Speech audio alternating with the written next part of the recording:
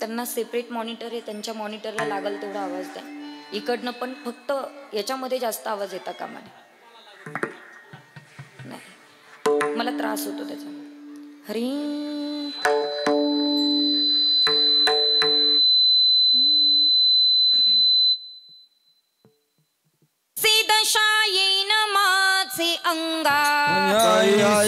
दशा येईल माझे अंग ऐशी दशा येईल माझे अंग चित्त पांडुरंगा झुरतसे चित्त पांडुरंगा नाठवणी देह पायाचे चिंतन नाठवणी देह पायाचे चिंतन अवसान क्षण नाही मधी अवसान क्षण नाही मधी कैसा पात्र होईल लाभास कैसा पात्र होईल लाभास हे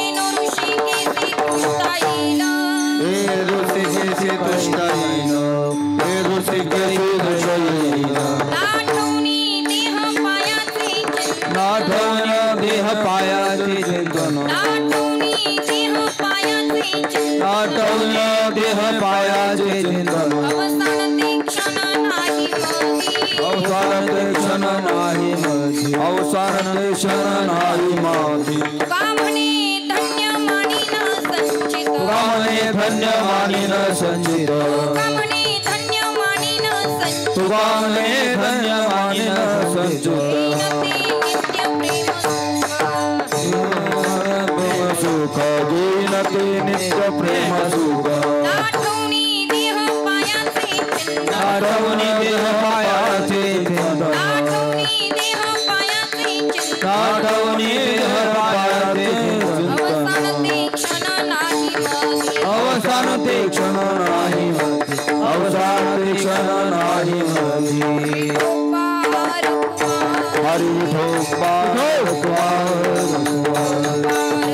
हरि विठोबार कुमारी धोपार कुमारी धोपार कुमारी रवार धोपार कुमारी धोपार कुमारी धोपार कुमारी रवार धोपार कुमारी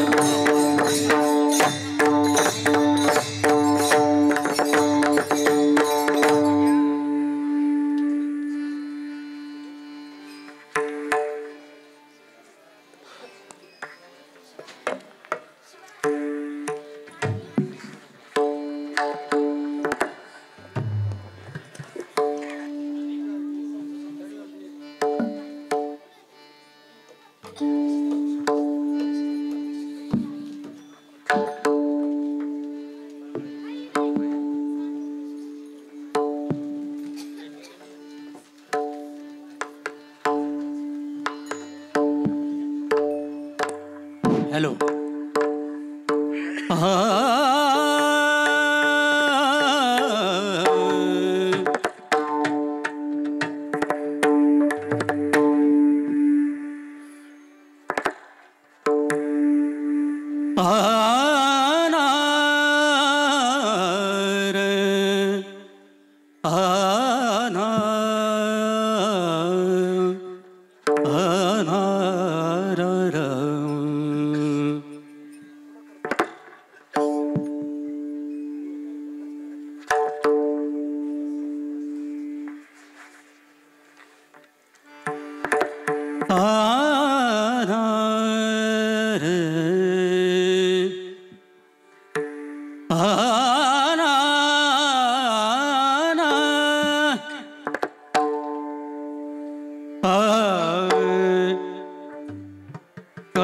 ऐशी दशा येईल माझे अंगा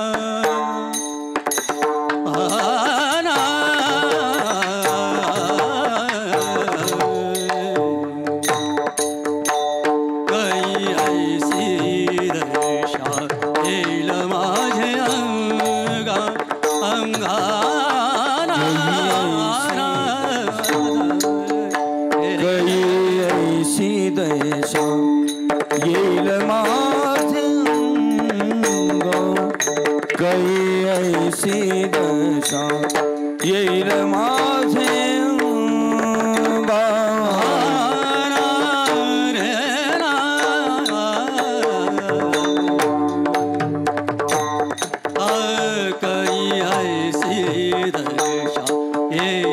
माझे अंगा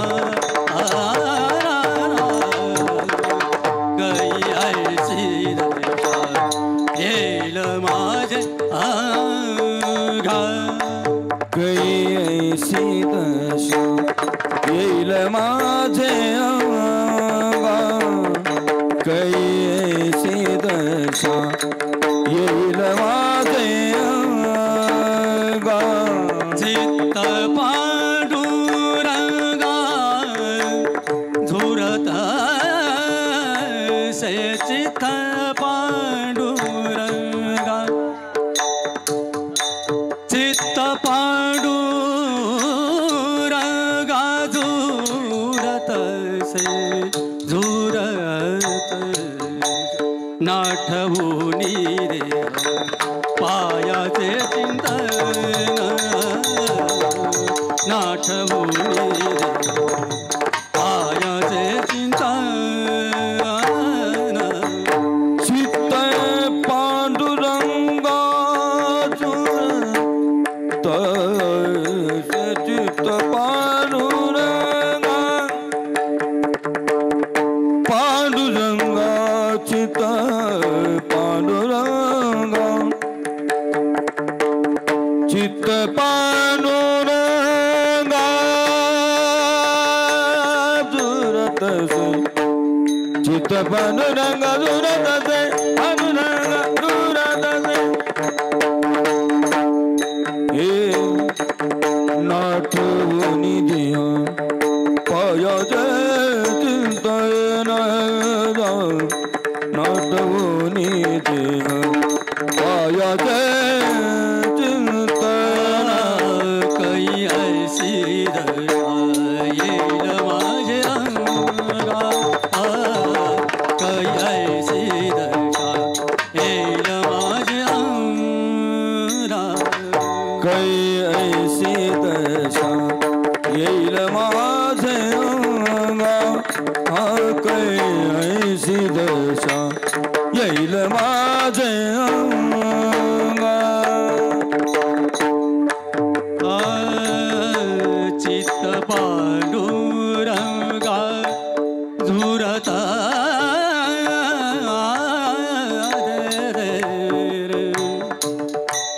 चित्त पांडुरंगा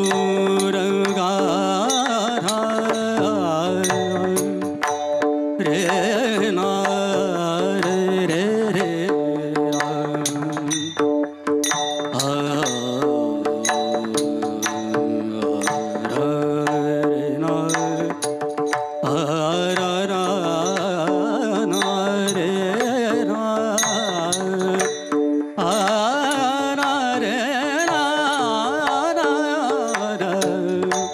चित्त पांडुरंगा चित्त पांडुरंगा झुरत से नाठवुनी देहा पायाचे चिंतन नाठवुनी देहा पायाचे चिंतन चित्त पांडुरंगा झुरत से चित्त पांडुरंगा पांडुरंगा चित्त पांडुरंगा हे पांडुरंगा चित्त पांडुरंगा चित्त पांडुरंगा चित्त पांडुरंगा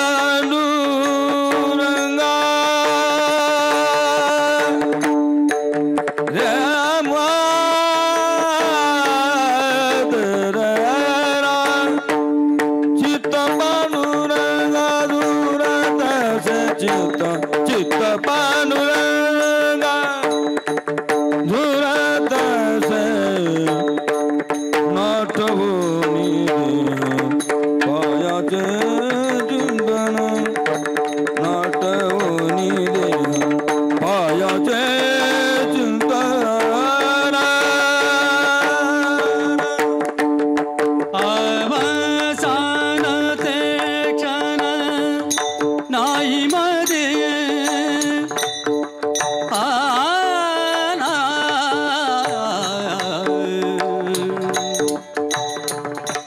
अगरे मग परे सा गरे मग पमध पनि ध सानि रे सानि ध मप मप मग मग मग मग रे गरे मग परे परे सा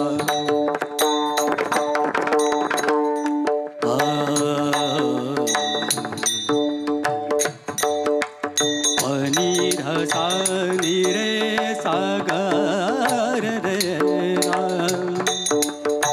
हरे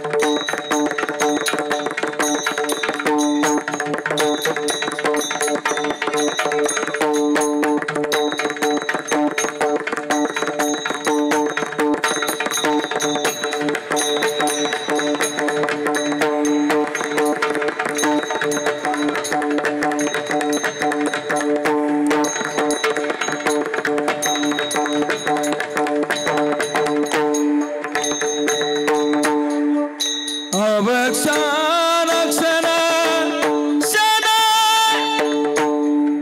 क्षण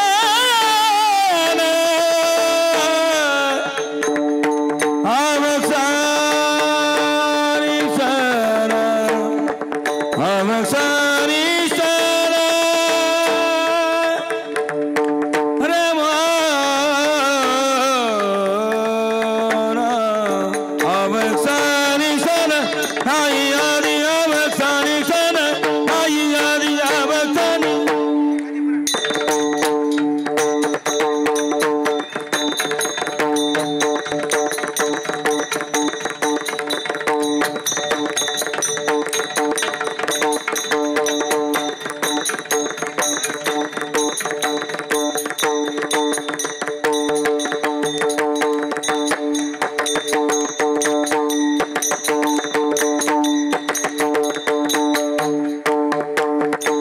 बोला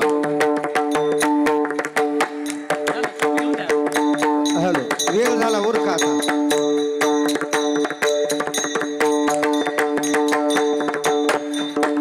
नाटवणे देह पायाचे चिंतन आठवणे देह पायाचे चिंतन आठवणे देह पायाचे चिंतन हॅलो ठाला ठाला ठाला विठाला हॅलो विठ्ठला विठ्ठला विठ्ठला विठ्ठला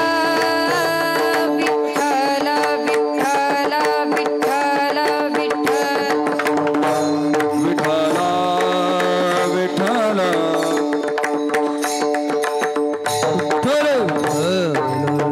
विठ्ठल विठ्ठल विठ्ठल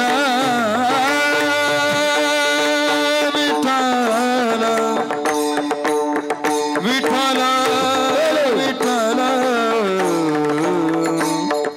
विठ्ठल विठ्ठल विठ्ठल विठ्ठल हा विठ्ठल टाळी वाजवा ज्याला दोन हात आहे त्याने टाळी वाजवा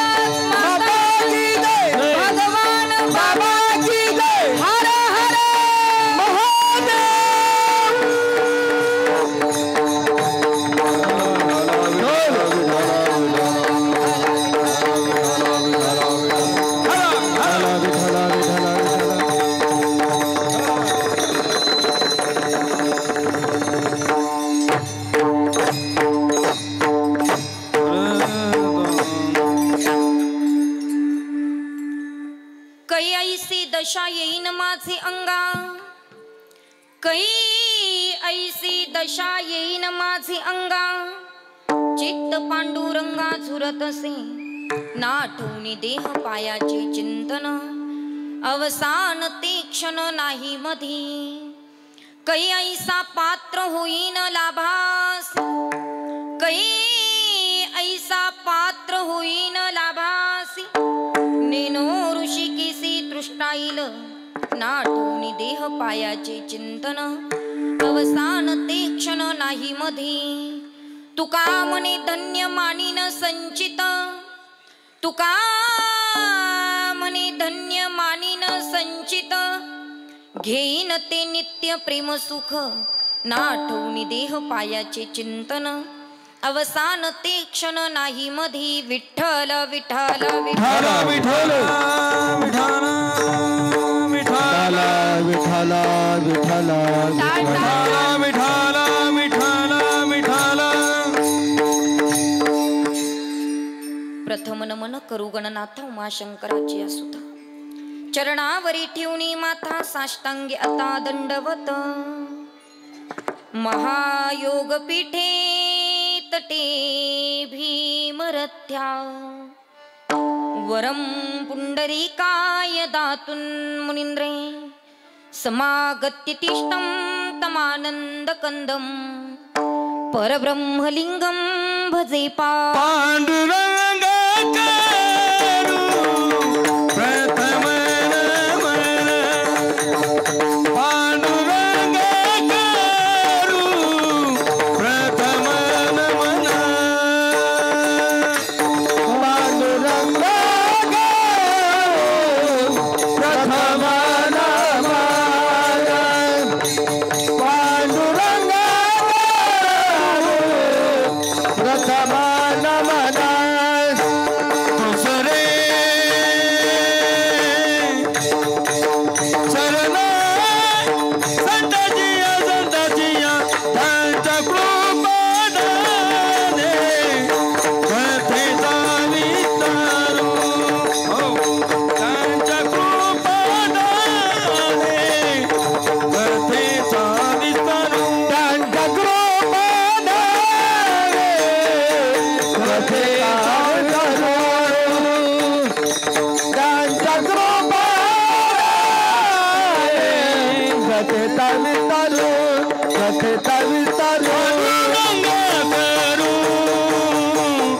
प्रथम नमन दुसरे चरण संताजिया प्रथम नमन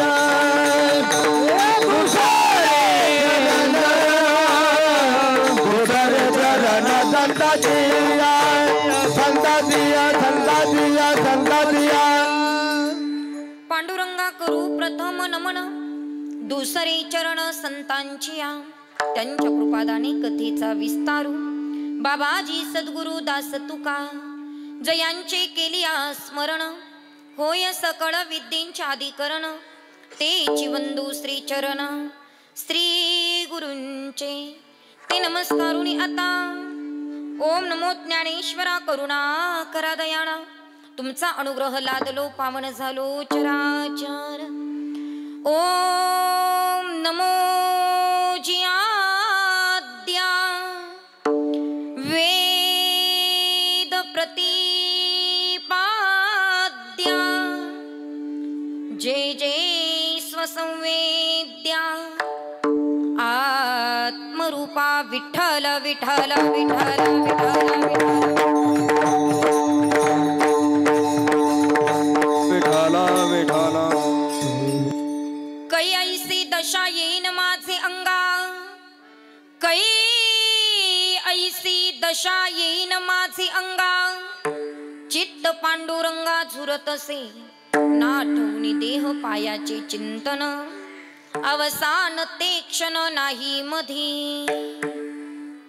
प्रस्तुत प्राप्त प्रसंगी कीर्तन रूपी सेवेकरिता निवडलेला अभंग महान भागवत भक्त संत सम्राट विश्ववंद्य महाराष्ट्र भूषण जगद्गुरु जगदवंदनीय श्री संत तुकोबाराय यांचा अत्यंत महत्वाचा बहुतेकांच्या परिचित असणारा ओळखीचा असणारा साधा सोपा 4 चरणाचा पण ती स्थिती प्राप्त व्हावी याकरता करुणा भाकणारा अभंग आज या ठिकाणी अखंड हरिनाम सप्ताहाच्या 3ऱ्या दिवसाच्या सेवेकरिता निवडलेला आहे. विठ्ठल विठ्ठल विठ्ठल विठ्ठल विठ्ठल विठ्ठल विठ्ठल विठ्ठल विठ्ठल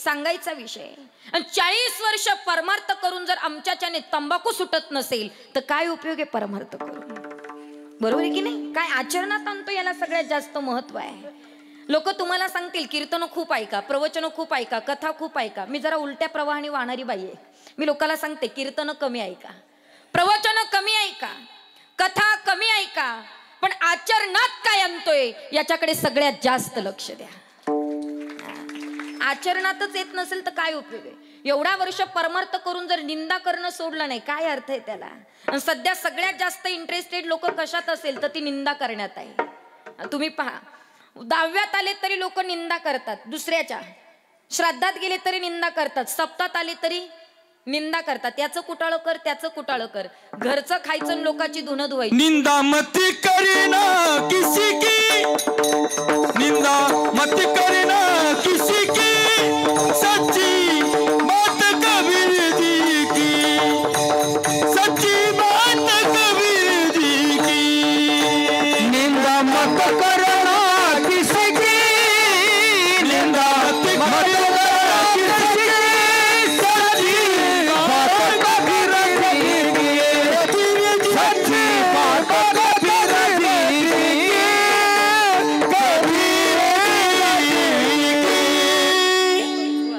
निंदा मत करना किसी की, सच्ची बात कबीर जी की. कबीरजी महाराज सांगतात निंदा नका करू. पण सगळ्यात जास्त सवय आम्हाला निंदा करायची लागली आणि लोकांचा स्वभाव मला परफेक्ट माहीत पडलाय. परफेक्ट. आता 2 तास माझं कीर्तन ऐकतील आणि मी इथून गेली की माझंच कुटाळं करतील. लोकांचा स्वभाव आहे. पण किती सुधारणा केली याला महत्व आहे, किती आचरणात आणलं याला महत्व आहे. कारण संतांनी जे आम्हाला दिले ते या जगामध्ये कोणीच देऊ शकत नाही. कारण सांगते ऐका, जगावं कसं मायबाप शिकवतात. ऐकताय ना तुम्ही? ऐका. जगावं कसं मायबाप शिकवतात, रडावं कसं अनुभव शिकवतात, कष्ट किती करायचे परिस्थिती शिकवते, त्रास किती द्यायचा नातेवाईक शिकवतात, पण दुःखावरही मात कशी करायची ते आमचे संत. काय सांगू आता संतांचे उपकार, काय सांगू आता संतांचे उपकार, काय सांगू संतांचे उपकार, काय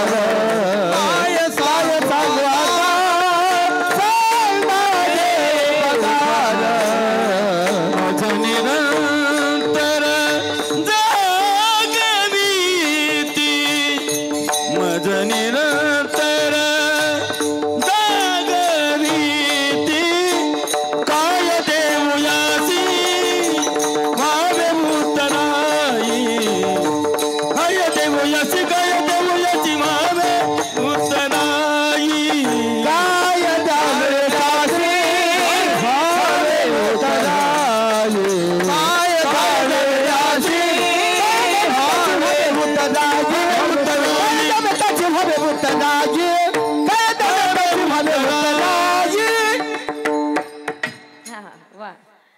काय सांगू आता संतांचे उपकार मज निरंतर जागविती. आम्हाला जागच केले महाराज संतांनी वेळोवेळी. हे संतांच्या आमच्यावर आलेले केलेले उपकार आहे. कारण संतांनी जे दिले ते कोणी देऊ शकत नाही. कारण सांगते ऐका, मायबाप देहदान करतात, देव जीवदान करतो आणि संत कृपादान करतात. म्हणून संत श्रेष्ठ आहे. म्हणून संतांनी देवाशी संवाद कसा करावा, देवाला विनंती कशी करावी, देवाकडे करुणा कशी भाकावी ते सांगून आमच्यावर केलेले उपकारच आहे. खर तर आजच्या अभंगामध्ये संत तुकोबाराय भगवंताला विनंती करतात. महाराज देवाकडे तुकोबारायांनी विनंती केली की देवा ती परमार्थातली दशा मला निर्माण झाली पाहिजे. परमार्थ किती करतोय याच्यापेक्षा तो दशेला किती जाऊन पोहोचतोय याला सगळ्यात जास्त महत्व आहे. म्हणून ती परमार्थातली दशा आम्हाला निर्माण झाली पाहिजे. आपण सगळी माणसं या ठिकाणी प्रपंच करणारी बसलेली आहोत, पण प्रपंचातनं परमार्थिक दशा निर्माण करण्याकरता शास्त्राने मोठं गोड सूत्र सांगितलं. हे बघा, मी डायरेक्ट अभंगामध्ये प्रवेश करते. अभंग पूर्ण सोडून झाला की मग सगळा परिहार देते. कारण एक वेळेस परिहार द्यायचा राहिला तरी चालेल, पण अभंग सोडवायचा राहिला नाही पाहिजे असा माझा उद्देश आहे. तुम्हाला परिहार दिलेला आवडेल की अभंग सोडवलेला आवडेल? अभंग सोडवले. तुम्हाला बोलता येतं का सगळ्यांना? आ वा वा, अभंग सोडवलेला आवडेल. ऐका, मग अभंगामध्ये आपण प्रवेश करूया. परमार्थिक ती दशा आम्हाला निर्माण करायची आहे. ते शास्त्र मोठं गोड सूत्र सांगताय का? शास्त्र सांगते परमार्थ कसा करायचा आणि प्रपंच कसा करायचा. प्रपंच करताना प्रपंच करणाऱ्याने प्रपंच हा अधगामी करावा आणि परमार्थ करताना परमार्थ करणाऱ्याने परमार्थ हा ऊर्ध्वगामी करावा. अधगामी म्हणजे काय आणि ऊर्ध्वगामी म्हणजे काय? प्रपंच अधगामी करायचा म्हणजे खाली पाहून करायचा आणि परमार्थ ऊर्ध्वगामी करायचा म्हणजे वर पाहून करायचा. वर पाहून करायचं म्हणजे असं आभाळाकडे पाहून नाही करायचा. शब्दशः अर्थ घ्यायचा नाही. कारण जेव्हा एका शब्दाचे दोन अर्थ निघतात त्याला व्याकरण परिभाषेमध्ये श्लेष अलंकार म्हणतात. आणि जशी तुम्ही कीर्तनकारावर जबाबदारी टाकतात तशी ऐकणाऱ्याची सुद्धा जबाबदारी आहे. कीर्तनकारावर किती जबाबदार आहेत सध्या. कीर्तनकाराने अभंग व्यवस्थित घ्यावा, तो व्यवस्थित सोडवावा, जास्त गायन करायला नको, जास्त भजन करायला नको. कीर्तनकाराने पूर्णपणे चारही चरण चांगले सोडवले पाहिजे, लोकांना कळेल असे सोडवले पाहिजे. कीर्तनकार वेळेत आला पाहिजे आणि वेळेत आटोपलं पाहिजे. जसं तुम्ही आमच्यावर जबाबदाऱ्या टाकतात तशी तुमची सुद्धा जबाबदारी आहे. तुमची काय जबाबदारी आहे? कीर्तनकाराने सांगितलेला शब्द आणि त्या शब्दाचा योग्य अर्थ ग्रहण करणं ही ऐकणाऱ्याची जबाबदारी आहे. कारण महाराज आपली मराठी भाषा अशी आहे, एका शब्दाची कितीतरी अर्थ निघतात. तुम्ही बघा जरा, एका शब्दाची कितीतरी अर्थ निघतात. असे मराठी कोशामध्ये बरेच शब्द आहे. तुम्ही बघा, पहिले एकत्र कुटुंब होतं 45 लोकांचं. किती? हा, तुम्ही उत्तर देत चला. 45 लोकांचं एकत्र कुटुंब होतं दादा. सध्या महाराष्ट्राला काही रोग आला कुणास ठाऊक की एकत्र राहिलाच नाही म्हणतात. आता पोरगी पाहायला गेलं तर ती म्हणते एकुलते एक असेल तर लग्न करेन. मग ज्याचे दोन आहे त्यानं दुसरं का म्हसोबाला सोडायचं का? फार मोठा प्रश्न आहे. पण पहिलं एकत्र कुटुंब पद्धती होती. आई वडील मुलगी देताना एकत्र कुटुंबात द्यायचे. का बरं? एकत्र कुटुंबामध्ये संस्कार रुजलेले असायचे, संस्कृतीला जोपासून चालायचे. एकत्र कुटुंबामध्ये धाक असायचा म्हणून एकत्र कुटुंबात पहिले मुलगी द्यायचे. असे 45 लोकांचं एकत्र कुटुंब होतं. त्या कुटुंबातली सासू मोठी कडक होती. सध्या सासूने कडक असणं काळाची गरज आहे. तुम्हाला काय वाटतं? सध्याच्या सासा अशा आहे की सुनबाई नवीन आली की तिला पार डोक्यावर घेतात आणि ती मिरे वाटायला लागली की मग लोकाला घराणी सांगत फिरतात. हे बघा, जिथे कडक वागता आलं पाहिजे तिथं वागताच आलं पाहिजे. जिथे प्रेमाने आई होता आलं पाहिजे तिथं सासू आई सुद्धा झाली पाहिजे. पण ती सासू मोठी कडक होती. सासूने सगळ्या सुनांना बोलावून घेतलं आणि सांगितलंय, बघा स्वयंपाक मी करणार, बाहेरची सगळी कामं तुम्ही करायची. कारण माझ्या मुलांना कुणाच्या हातचं आवडत नाही. बाहेरची कामं तुम्ही करायचे म्हणजे झाडून तुम्ही काढायचं, धुणं तुम्ही धुवायचं, भांडी तुम्ही घासायची, सगळी बाहेरची कामं तुम्ही करायची. स्वयंपाक मी करणार. सासूबाईला सुनबाई म्हटलं ठीक आहे आत्याबाई तुम्ही करा स्वयंपाक. सासूबाईनं भाजी शिजत टाकली. दादा 45 लोकांना भाजी शिजत होती. ती काही एवढ्याशा पातेल्यात असेल का? भलं मोठं पातेलं. भाजी शिजली, भाजी उकळली, भाजीचं पातेलं असं उचललं आणि बाजूला काढून ठेवलं. तेवढ्यात सगळ्या सुना कामं करत होत्या. पण एक नवीन आलेली सुनबाई, तिच्या वाट्याला काही काम उरलं नाही. ती तिकडे आली आणि ती सारखी भाजीकडे पाहायची, भाकरीकडे पाहायची, भाजीकडे पाहायची. तिनं उभ्या आयुष्यात कधी एवढी मोठी भाजी पाहिली नव्हती. ती सारखी भाजीकडे पाहायची, भाकरीकडे पाहायची. सासूबाई म्हटली, का ग काय माझ्या तोंडाकडे पाहते, तुला काही काम नाही का? ती म्हणली, आत्या काम तरी काय करू, सगळे कामं वाटून गेले. आत्या म्हटली, एक काम कर, रात्रीच्या स्वयंपाकाची तयारी म्हणून शेंगदाणे घे आणि भाजीत बस. काय सांगितलं तिला? हा, उशिरा का होईना करण लावून घेत चला. तिला काय सांगितलं? शेंगदाणे घे आणि भाजीत बस. तिने काय केलं? शेंगदाण्याचा डबा घेतला, डबा, आणि ती उकळलेली भाजी तिच्यात जाऊन बसली. पाहता काय भाजली काय? आता मला सांगा, शेंगदाणे घेऊन भाजीत बस म्हणजे उकळत्या भाजीत बस का? नाही ना. त्याचा योग्य अर्थ काढायला पाहिजे की नाही? असे किती शब्द सांगू. सगळे विद्यार्थी वर्गात बसले. दादा सर तिकडनं आले, सरांनी सगळ्या विद्यार्थ्यांना सांगितले, बघा उद्या सर्वांनी येताना म्हशीवर निबंध लिहून आणायचा. काय सांगितलं? म्हशीवर निबंध लिहून आणायचा. सगळे विद्यार्थी ज्याच्या त्याच्या घरी गेले. ज्याने त्याने निबंध लिहायला सुरुवात केली. म्हशीला 4 पाय असतात, 1 शेपूट असते, 2 कान असतात. म्हैस दूध देते, दुधापासून दही बनतं, तूप बनतं, लोणी बनतं, ताक बनतं, सगळं काही व्यवस्थित लिहिलं. सगळे विद्यार्थी शाळेत आले. सरांनी सर्वांना विचारलं, का रे सर्वांनी निबंध लिहिला का? हो सर आम्ही सर्वांनी निबंध लिहिला. सर वह्या चेक करत करत करत करत अगदी कोपऱ्यापर्यंत गेले. कोपऱ्याला एक विद्यार्थी बसलेला होता. त्याला विचारलं, तू निबंध लिहिला का? आता कोपरा पाहून कोण बसतं? जो ढ असतो किंवा मठ्ठ असतो तो काय करतो? कोपरा पाहून बसतो. बरं, कीर्तनात कोपऱ्याला कोण बसतं?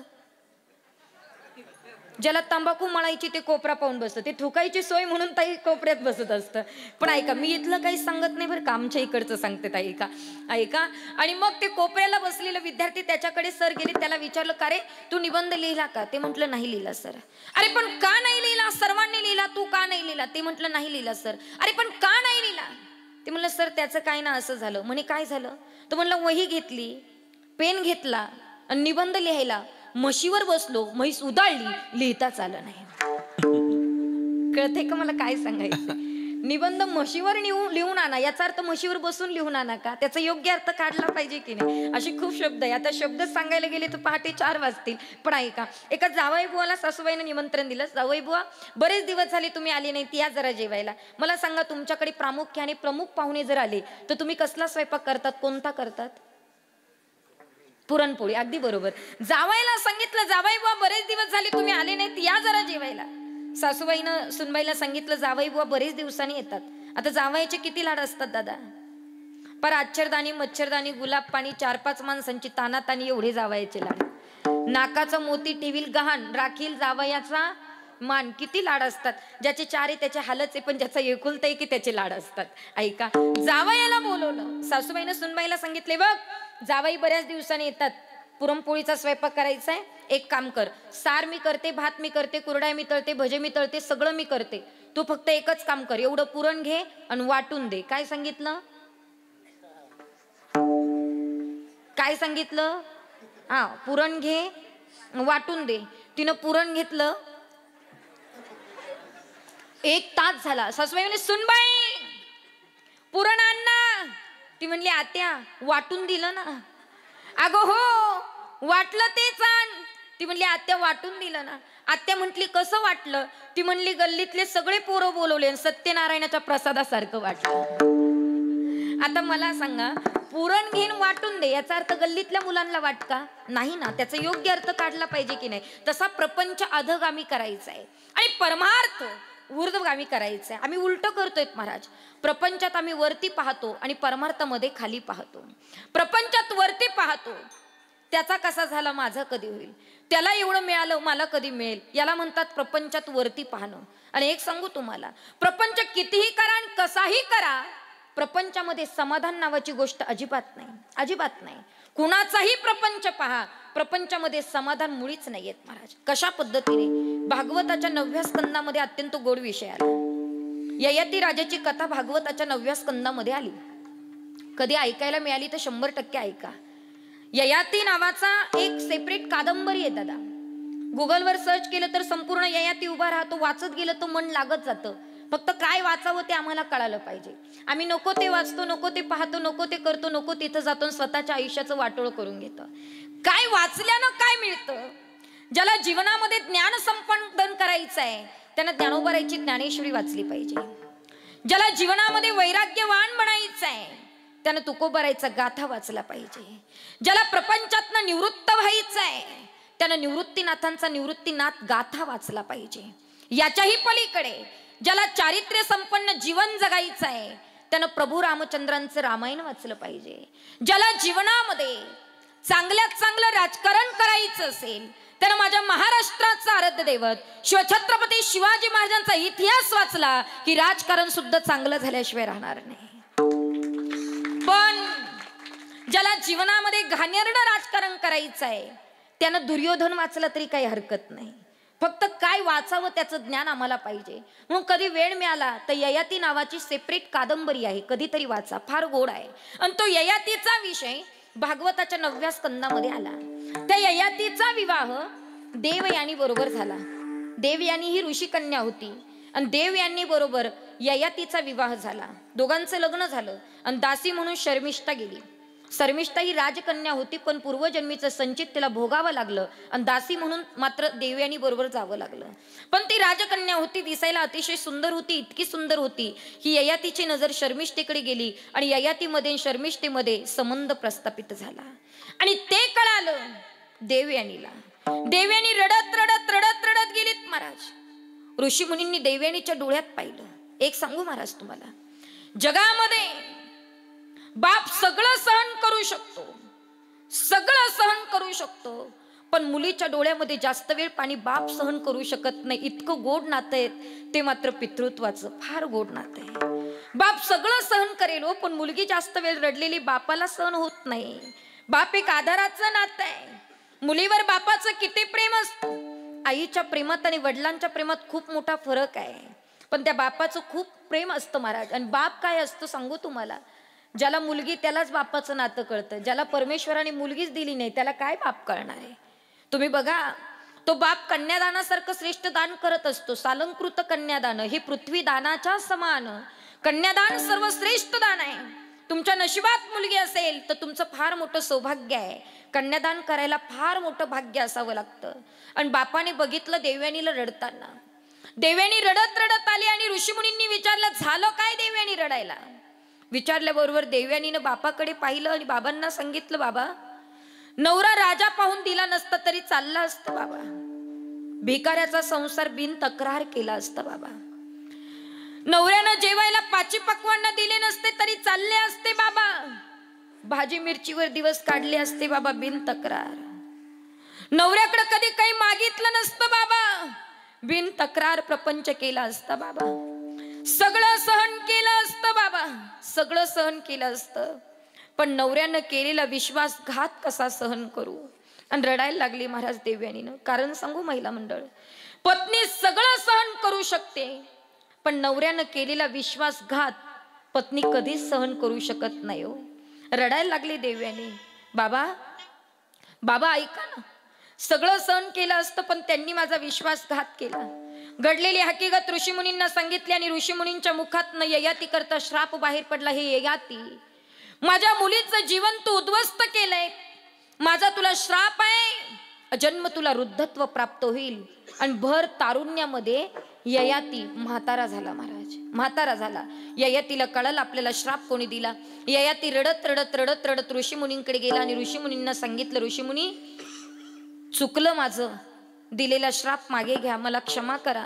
ऋषीमुनींनी सांगितलं, बाबा ययाती, अरे दिलेला श्राप आणि मुखातनं गेलेला शब्द आत पुन्हा घेता येत नाही बाबा, नाही घेता येत, मला क्षमा करा. ययाती रडायला लागला महाराज. देवयानी सगळं पाहत होती, पण पत्नीनं स्वतःच्या पतीला रडताना पाहिलं. आणि धर्मपत्नी कुणाला म्हणतात, जी पत्नी सगळं सहन करते पण नवऱ्याच्या डोळ्यामध्ये जास्त वेळ पाणी सहन करू शकत नाही, तिला धर्मपत्नी म्हणतात. आणि देवयानी म्हणू लागलीत, बाबा चुकले असेल माझे पती, चुकले असेल, चुकतो तोच माणूस असतो, दिलेला श्राप मागे घ्या. देवयानीचं ऐकलं आणि ययातीला ऋषीमुनींनी सांगितले, ययाती अरे कुणाचं तरी तारुण्य तू घेऊ शकतो, पण ऐक तू राजा आहे, कुणाकडे जाशील बळजबरी करशील जमणार नाही. ज्याचं तारुण्य घ्यायचं तो तुझ्या घरातला असला पाहिजे. ययातीनं विचार केला. सगळ्या मुलांकडे ययाती गेला आणि मुलांना सांगितलं, हे पोरांनो तुमचं तारुण्य तुम्ही मला द्या, मी संसार करतो आणि तुम्ही वाऱ्या करा. काय बाप आहे महाराज. सगळ्या मुलांनी पावलं मागे घेतली. एका मुलाचं नाव होतं पुरू. पुरूनं सांगितलं, बाबा मागून मागून काय मागितलं, तारुण्य, माझं तारुण्य मी तुम्हाला देतो. पुरूचं तारुण्य ययातीनं घेतलं. थोडा नाही थिडका नाही, 10,000 वर्ष संसार केला. किती ऐकताय ना तुम्ही सगळे, 10,000 वर्ष संसार केला. आणि त्या संसारामध्ये समाधान नावाची गोष्ट ययातीला भेटली नाही. 10,000 वर्ष करून ययातीनं विचार केला, अशा प्रपंचात मला समाधान मिळत नाही, अशा प्रपंचाला मी तिलांजली वाहतो. आणि मग पुरूचं घेतलेलं तारुण्य पुरूला परत देऊन टाकलं आणि मात्र त्या ठिकाणी त्या प्रपंचाला तिलांजली वाहिली. मला सांगायचं एवढंच आहे की विषय भोग आहे, कितीही भोगला तरी तो परिपूर्ण होत नाही. महाराज म्हणतात, विषय भोगिता कोण तृप्त झाला, इंधने निमाला अग्नी जैसा. म्हणजे विषयामध्ये तृप्ती नाहीये. जसं एखाद्या अग्नीमध्ये इंधन टाकलं की तो भडका घेतो, तसा विषय भोग आहे, किती भोगला तरी त्याच्यात तृप्ती नाही. म्हणून प्रपंचामध्ये समाधान नावाची गोष्ट नाही. म्हणून प्रपंच अधगामी करायचा असतो, खाली पाहून करायचा असतो. पण तरी सुद्धा आमची मन दुसऱ्याकडे पाहून आपल्याला वाटतं आमचा प्रपंच त्याच्यासारखा कधी होईल. कधी कधी आम्हाला वाटतं ना, हो त्याचा बंगला आहे आमचा कधी होईल, त्याची गाडी आहे माझी कधी होईल. याला म्हणतात प्रपंचात वरती पाहणं. पण प्रपंचात किती वरती पाहिलं तरी समाधान नाहीये प्रपंचामध्ये. आपलं मन कायम दुसऱ्याचा प्रपंच पाहून मन विचार करत असतं, नाही का. आपलं मन कायम विचार करतं, याचा असं आहे माझं कधी होईल. तुम्ही बघा ना, तुम्ही खरं बोलतात ना सगळे, हो म्हणा नाही म्हणा काहीतरी म्हणा ना. तुम्ही अगदीच मरगळल्यासारखे बसले. झोपा आल्यात का तुम्हाला? नाही ना? झोपा आल्यात तर सांगा बरं का मला. अगदी टवटवीत बसा, आनंदी बसा. काहींचे चेहरे पाहिले ना तुम्ही, दिवसा पाहिलं तरी 12च वाजलेले असतात आणि रात्री पाहिलं तरी 12च. ते हसत नाही, बोलत नाही, काहीच नाही हो. त्यांच्या चेहऱ्यावर अजिबात टवटवी नाही.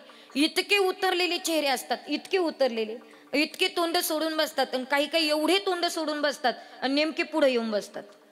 फोडिली गोवारी आईशी दिसे तोंडावरी, आईशी दिसे तोंडावरी, फोडिली गोवारी आईशी दिसे तोंडावरी, फोडिली गोवारी आईशी दिसे तोंडावरी, आईशी दिसे तोंडावरी,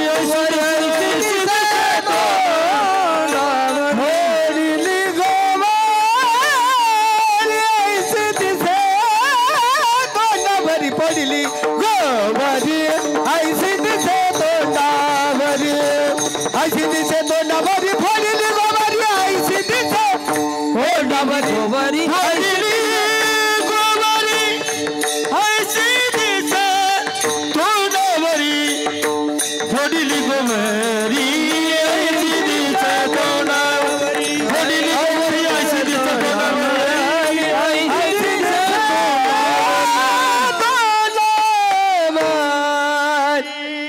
फोडिली गोवरी आणि तैसा दिसे तोंडावरी. ऐका, महाराज म्हणतात काही काहींचे तोंड असे आहेत जणू काही गौऱ्या फोडल्या, असे घेऊन बसतात नाही का कीर्तनामध्ये. पण अगदी टवटवीत बसावं. काही काही इतके मात्र तोंड सोडून बसतात आणि नेमकी पुढे येऊन बसतात. आणि त्यांच्या तोंडाकडे मी पाहिलं की मलाही वाटतं जीव द्यावा का काय. कुठून आबुदी आली याच्या पुढे कीर्तनाला उभी राहिली वाटतं ना दादा कधी कधी. काही काही इतके तोंड. महाराज खरं सांगू का, अगदी चेहऱ्यावर टवटवी पाहिजे. आणि तुम्हाला सांगू महिला मंडळ, एवढे 2च तास आपल्या जीवनात सुखाचे. इथून गेलात की कटकटीशिवाय दुसरं काहीच नाही. प्रपंच म्हणजे चवनाचं आणि एरंड्याचं गुऱ्हाळ. तर तुमचा असं नाही तर माझं असं, सगळ्यांचं सारखाच आहे. फक्त आम्ही म्हणायला आहे की नाही, आम्ही एकमेकाला भेटलो की आपण एकच प्रश्न विचार. तुमच्याकडे एकमेकाला भेटल्यावर काय विचारतात? बरं आहे का असंच विचारतात का? बरं आहे का असं विचारता ना. तुम्ही काय म्हणतात? बरं आहे. खरंच बरे आहेत का तुम्ही? आम्ही म्हणायला बरे आहोत पण असायला अजिबात नाही. खरंच सांगते तुम्हाला, एवढ्या 2 तासात जे सुख मिळणार आहे ते दुसरीकडे कुठंच नाही. म्हणून जरा टवटवीत बसा, आनंदी बसा, फ्रेश बसा. किती टवटवी असावी सांगू तुम्हाला. ऐका, एक वेळेला वीर भगतसिंगांना माहित होतं दुसऱ्या दिवशी फासावर जायचं आहे. पण आदल्या दिवशी दंड बैठका काढायला लागले दादा. आणि दंड बैठका काढत असताना एक शिपाई भगतसिंगांकडे आला आणि भगतसिंगांना बोलू लागला, भगतसिंग उद्या तुम्ही युद्धावर नाही जाणार, उद्या तुम्ही फासावर जाणार आहात. मग का दंड बैठका काढतात? भगतसिंग म्हणाले, अरे फासावर जायचे म्हणून तर दंड बैठका काढतोय. म्हणे फासावर जायचं आणि दंड बैठका काढायचा काय संबंध? भगतसिंगांनी जे उत्तर दिलं ते अतिशय गोड दिलं. भगतसिंग म्हटले, आई अरे बाबा, माझी आई दररोज देवपूजा करायची. ती देवपूजेला लागली की मला फुलं आणायला सांगायची. मी फुल बागेत जायचो, जशी असेल तशी फुलं घेऊन यायचो, आईच्या हातात द्यायचो. आई काय करायची, ज्या फुलाचा घाण वास येतो ते फुल फेकून द्यायची, जे सडलेलं आहे ते फेकून द्यायची, जे सुकलेलं आहे ते फेकून द्यायची. पण जे फुल अगदी सुगंधित आहे, जे फुल अगदी टवटवीत दिसतंय ते फुल उचलायची आणि देवाच्या चरणापाशी व्हायची. मी दंड बैठका याच्याच करता काढतोय की मरता मरता इतका टवटवीत दिसावा की या धरणी मातेनं माझा स्वीकार करावा आणि देवाच्या चरणापाशी मला जागा मिळावी, म्हणून मी दंड बैठका काढतोय. महाराज, मरता मरता सुद्धा भगतसिंगांना टवटवीत दिसावं वाटलं. केवढं भाग्य आहे. आता तुम्ही सगळे मरता मरता कसे दिसाल मी काही पाहायला येणार नाही, पण निदान एवढं कीर्तनात तरी टवटवीत बसा, एवढीच माझी विनंती आहे. जाऊ द्या, काय प्रश्न विचारला होता मी आपल्याला? नाही लक्षात का? बरं जाऊ द्या, मी विचारलेलं मीच सांगते. कारण कसं आहे, सांगायला मी आले ना, मी सांगितलं पाहिजे. ऐका, तुम्ही ऐका फक्त. मी विचारलं तुम्ही सगळे खरं बोलतात का, असंच विचारलं ना. खरं बोलतात ना तुम्ही सगळे? आता खरं खरं उत्तर द्यायचं. तुमच्या मनाला असं वाटत नाही का आपण महाराष्ट्राचं मुख्यमंत्री व्हावं? खरं बोलायचं. खरं वाटतं की नाही? वाटतं ना? वाटतं ना? तुमचं जाऊ द्या हो, मला सुद्धा आईसाहेब कधी कधी वाटतं मी महाराष्ट्राचं मुख्यमंत्री व्हावं, मला पण वाटतं. हा मला वाटतं, पण ऐका ना, मला वाटतं महाराष्ट्राचं मुख्यमंत्री मी व्हावं, पण माझं प्रारब्ध मला सांगते तू गपचूप काढाकाडाने कीर्तन कर तुमच्या प्रारब्धाला काय वाटतं, तुमच्या मनाला काय वाटतं हे महत्वाचं नाही, तुमचं प्रारब्ध काय ठरवतं याला सगळ्यात जास्त महत्व आहे. एक उदाहरण सांगू, तुमच्या मनाला इथे काहीच महत्व नाही दादा. मनाला काय उद्या काही वाटेल नाही का, काही वाटेल, मनाचं काय घेऊन बसलात, पण तुमच्या मनाला काय वाटतं इथे महत्व नाही. इथे तुमचं प्रारब्ध काय ठरवतं याला सगळ्यात जास्त महत्व आहे. एक गोड प्रसंग सांगते ऐका. महाराज शास्त्रकार फार गोड वर्णन करतात. मनसा चिंतितम कार्य दैवम अन्यत्र चिंते राजकन्येन प्रसंगे व्याघ्र जटिल भक्षिता. काय गोड वर्णन केलंय, स्पष्टीकरण व्यवस्थित देते, तुम्हाला श्लोक पूर्णपणे कळेल असं सांगते ऐका. मनसा चिंतितम कार्य दैवम अन्यत्र चिंते, म्हणजे तुमच्या मनाला काय वाटतं हे महत्वाचं नाही, तुमचं दैव काय ठरवतं याला सगळ्यात जास्त महत्व आहे. दृष्टांत अतिशय गोड दिला. राजकन्येन प्रसंगे व्याघ्र जटिल भक्षिता.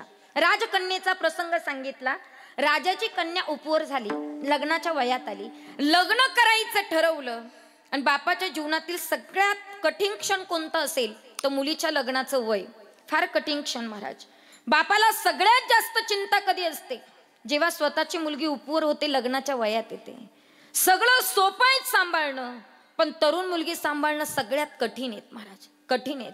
तरुण मुलगी सांभाळणं किती कठीण आहे ऐका. मुलगी तरुण म्हणजे काचेचं भांड आहे, तिला जर तडा गेला तर पुन्हा जोडता येत नाही. आणि तरुण मुलगी जर घराच्या बाहेर पळून गेली तर ती इज्जत पुन्हा आणता येत नाही. बाप किती मोठा पुढारी असू द्या, वारकरी असू द्या, मुलगी जर पळून गेलीत ना दादा, तर त्या बापाला भर चौकात सुद्धा उभं राहता येत नाही. म्हणून तरुण मुलगी सांभाळणं सगळ्यात कठीण आहे. इथं बसलेल्या सगळ्या तरुण मुलींना माझी विनंती आहे, तुम्ही डॉक्टर बना, वकील बना, इंजिनियर बना, प्रोफेसर बना, कलेक्टर बना, काय बनायचं ते बना, पण आपल्या बापाची इज्जत जाईल असं कधीच वागू नका.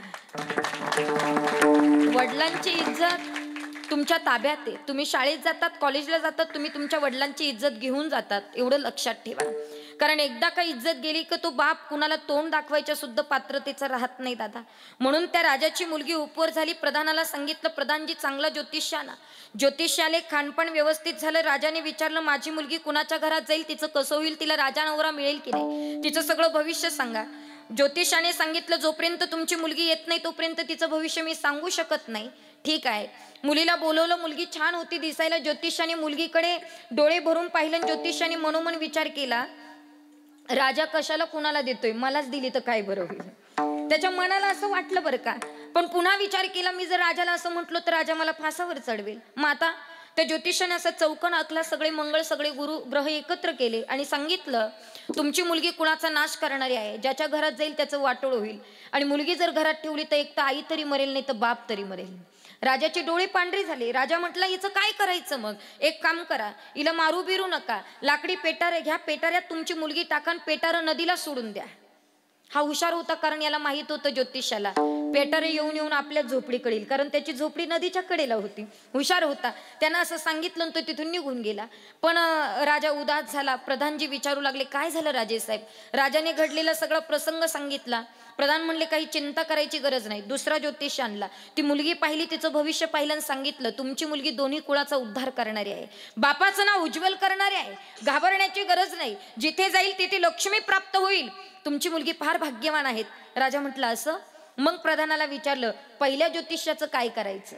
प्रधान म्हणला, त्याचं काय करायचं ते माझं मी पाहतो. आणि ते पहिल्यापासून चालत आले की नाही. पहिलं राजापेक्षा प्रधान हुशार, आणि आता मंत्र्यापेक्षा त्याचा पिये जास्त हुशार. म्हणजे किती खडी खायची, किती डांबर खायचं, जेवढं पियेला माहिती तेवढं कोणालाच नाही महाराज. म्हणून वशीला डायरेक्ट मंत्र्याकडे नाही, वशीला पहिला पियेला लावायचा असतो. आणि मग प्रधान म्हणलं, त्याचं काय करायचं ते माझं मी पाहतो. प्रधान हुशार होता. प्रधानाने लाकडी पेटारं घेतलं, पेटारं, त्या पेटाऱ्यामध्ये जिवंत पिसाळलेला वाघ धरून आणला आणि तो वाघ त्या पेटाऱ्यात टाकला आणि पेटारं बंद करून नदीला सोडून दिलं. हे वाटच पाहून होतं गिराईक. यानं पेटारं पाहिलं आणि जसा होता तशा पाण्यात उडी घेतली, धोत्रासहित हो, धोत्रासहित पाण्यात उडी घेतली आणि घेतल्याबरोबर त्याच्या मनाला वाटलं आता पेटार आलं म्हणजे राजाची मुलगी आपल्याला मिळाली. पेटार असं उचललं, इतके घाई दादा खोलायची, भला मोठा दगड घेतला, पेटाऱ्यावर टाकला. याच्या मनानं विचार केला राजकन्या मिळाली पाहिजे. पेटाऱ्यावर दगड टाकला. 4-5 दिवसाचा गुदमरलेला वाघ त्यानं जसं तोंड काढलं तसं याचं नरडच धरलं. मला काय सांगायचं नीट लक्षपूर्वक ऐका. याच्या मनानं चिंतन केलं होतं मला राजकन्या मिळाली पाहिजे, पण याच्या प्रारब्धानं चिंतन केलं होतं याचा मृत्यू झाला पाहिजे. म्हणून महाराज म्हणतात राजकन्येन प्रसंगे व्याघ्र जटिल भक्षिता, म्हणून मनसा चिंतितम कार्य दैवम अन्यत्र चिंते. महाराज म्हणतात तुमच्या मनाला काय वाटतं हे महत्वाचं नाही, तुमचं प्रारब्ध काय ठरवतं याला सगळ्यात जास्त महत्व आहे. आणि एक सांगू तुम्हाला, कदाचित आम्ही कायम दुसऱ्याच्या प्रपंचाकडे पाहून विचार करतो याच्याकडे एवढा पैसा आहे माझ्याकडे का नाही, पण पैसा सुद्धा प्रारब्धात असेल तरच मिळतो. ज्ञानोबारायांची ओवी ऐका म्हणजे खरं पटेल. ज्ञानोबाराय म्हणतात भाग्यचीनी भडसे उद्यमाचीनी मिसे संपत्ती जाता पैसे घर रिगे. याला प्रमाण फार गोड आहेत. अन्न मान धन हे तो प्रारब्ध अधीन. प्रारब्ध हाती जन सुख क्षीण पावते, सुख क्षीण पावते, सुख क्षीण पावते. प्रारब्ध हाती जन सुख क्षीण पावते, सुख क्षीण पावते, सुख क्षीण. प्रारब्ध हाती जन सुख क्षीण पावते. बोला सुख क्षीण पावते, हाती जन सुख क्षीण पावते. हाती जन सुख क्षण प्रारब्ध हाती जन सुख क्षीण पावते, सुख क्षीण पावते, सुख क्षीण पावते. सुख क्षीण पावते, सुख क्षीण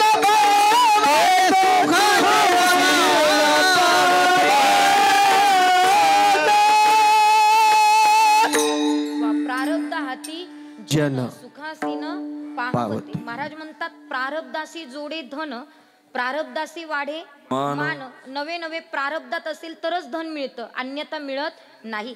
ज्याच्या हा बरोबर अन्न मान धन हे तो प्रारब्ध अधीन, हे प्रारब्धाच्या अधीने जातात. ज्याच्या प्रारब्धात असेल त्याला मिळेल आणि ज्याच्या प्रारब्धात नाही त्याला मिळू शकत नाही. ज्याच्या प्रारब्धात असेल ना दादा तो नको म्हटला तरी त्याला मिळतं. एकाकडे इतकी संपत्ती होती, इतकी संपत्ती होती, ऐका ना, एवढी प्रॉपर्टी होती पण त्या प्रॉपर्टीला वारस नव्हता. आणि असंच आहे सध्या, जिथं चणे तिथं दात नाही, जिथं दात आहे तिथं चणे नाही. ज्याला 100 एकर जमीन आहे त्याला पोरगच नाही, आणि ज्याला 4-5 पोर आहे त्याला 1 एकर सुद्धा नाही. असंच आहे. त्याच्याकडे खूप संपत्ती होती. त्याने विचार केला कुणाला तरी दिलं पाहिजे. आपण गेल्यानंतर कुत्रे मांजरं खाण्यापेक्षा चांगल्याच्या हाती संपत्ती गेली पाहिजे असा विचार प्रत्येकानं केला पाहिजे. तेव्हा जे राजे चांगले होते त्यानं विचार केला राजाला आपण ही सगळी संपत्ती देऊन टाकू. तो गेला महाराज, राजाला द्यायचं, राजाच्या हाताने मरण आलं तरी चालेल म्हणून असं काहीतरी करू की राजाला हे सगळं देऊन टाकू. हा गेला राजाला द्यायला. सगळी सभा बसलेली होती आणि राजेसाहेब सिंहासनावर बसलेले होते. सगळीकडे लोक बसलेले. महाराज इतकी शांतता होती. हा गेट मध्ये येऊन उभा होता. इतकी शांतता होती, इतकी शांतता होती, ऐका ना. हा इतकी शांतता होती, मला एवढंच सांगायचंय. तुम्ही जेवढे शांत बसले ना तेवढी शांतता होती. राजेसाहेब सिंहासनावर बसलेले. तो तिकडनं आला म्हातारा. त्यानं पायातली चप्पल काढली, कुठलाही विचार नाही केला आणि राजाच्या नाही म्हणून मारून फेकली. फेकल्याबरोबर राजाला लागली, मुकुट खाली पडला. सगळी लोक त्याला मारायला धावले आणि मग राजाची नजर त्या मुकुटाकडे गेली. राजानं पाहिलं, अरे मुकुटावर भला मोठा विंचू नांगीवर करून बसलेला होता. राजा म्हटला तू भाग्यवान नसता तर मुकुट डोक्यावर असता, मुकुट डोक्यावर असता तर विंचू आतमध्ये असता, विंचू आतमध्ये असता त्याने डंका मारला असता, त्याने डंका मारला असता तर काय माझी अवस्था असते. मारू नका त्याला, तो भाग्यवान होता म्हणून मी वाचलोय, मारू नका. सगळी लोक त्याच्याकडे पाहू लागले आणि मग प्रधान म्हणले मग याचं काय करायचं. अरे त्याच्यामुळे मी वाचलोय ना, मग 40,000 मोहरा घ्या आणि याला दान करून टाका. पूर्व पुण्यदारी ओया सानुकूल, पूर्व पुण्यदारी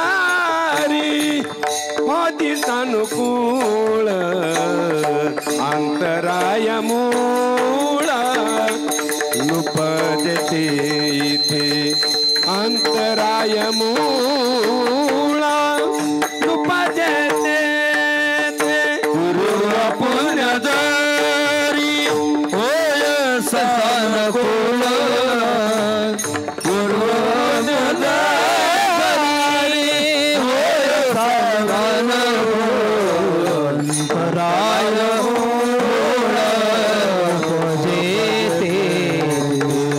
अंतराय मूळ नुपजे पूर्व पुण्यदारी होय सानुकूल पूर्व पुण्यदारी होय सानुकूल पूर्व पुण्यदारी होय सानुकूल पूर्व पुण्यदारी होय सानुकूल पुण्यदारी होय सानुकूल पूर्व पुण्यदारी होय सानुकूल अंतराय मूळ नुपजे देते अंतराय मूळ नुपजे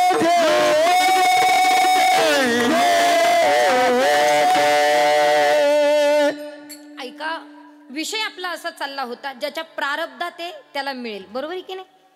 त्याच्या प्रारब्धात होतं त्याला आणखीन मिळालं, 40,000 मोहरा मिळाल्या. आणि ज्याच्या प्रारब्धात नाही ना, त्याला देवाने जरी देण्याचा प्रयत्न केला तरी त्याला मिळू शकत नाही. महाराज कशा पद्धतीने सांगते ऐका. एक दरिद्री माणूस रस्त्याने येत होता, आणि दारिद्र्य ही अवस्था कुणाच्याही जीवनात येऊ नये. चाणक्य नीतीमध्ये 4 दुःख सांगितले. शंकराचार्य सुद्धा 4 दुःखांचं वर्णन करतात. दरिद्री माणूस जिवंत असून मेल्यात जमाय. दुसरं दुःख महामूर्ख माणूस जिवंत असून मेल्यात जमाय. तिसरं दुःख महारोगी माणूस जिवंत असून मेल्यात जमाय.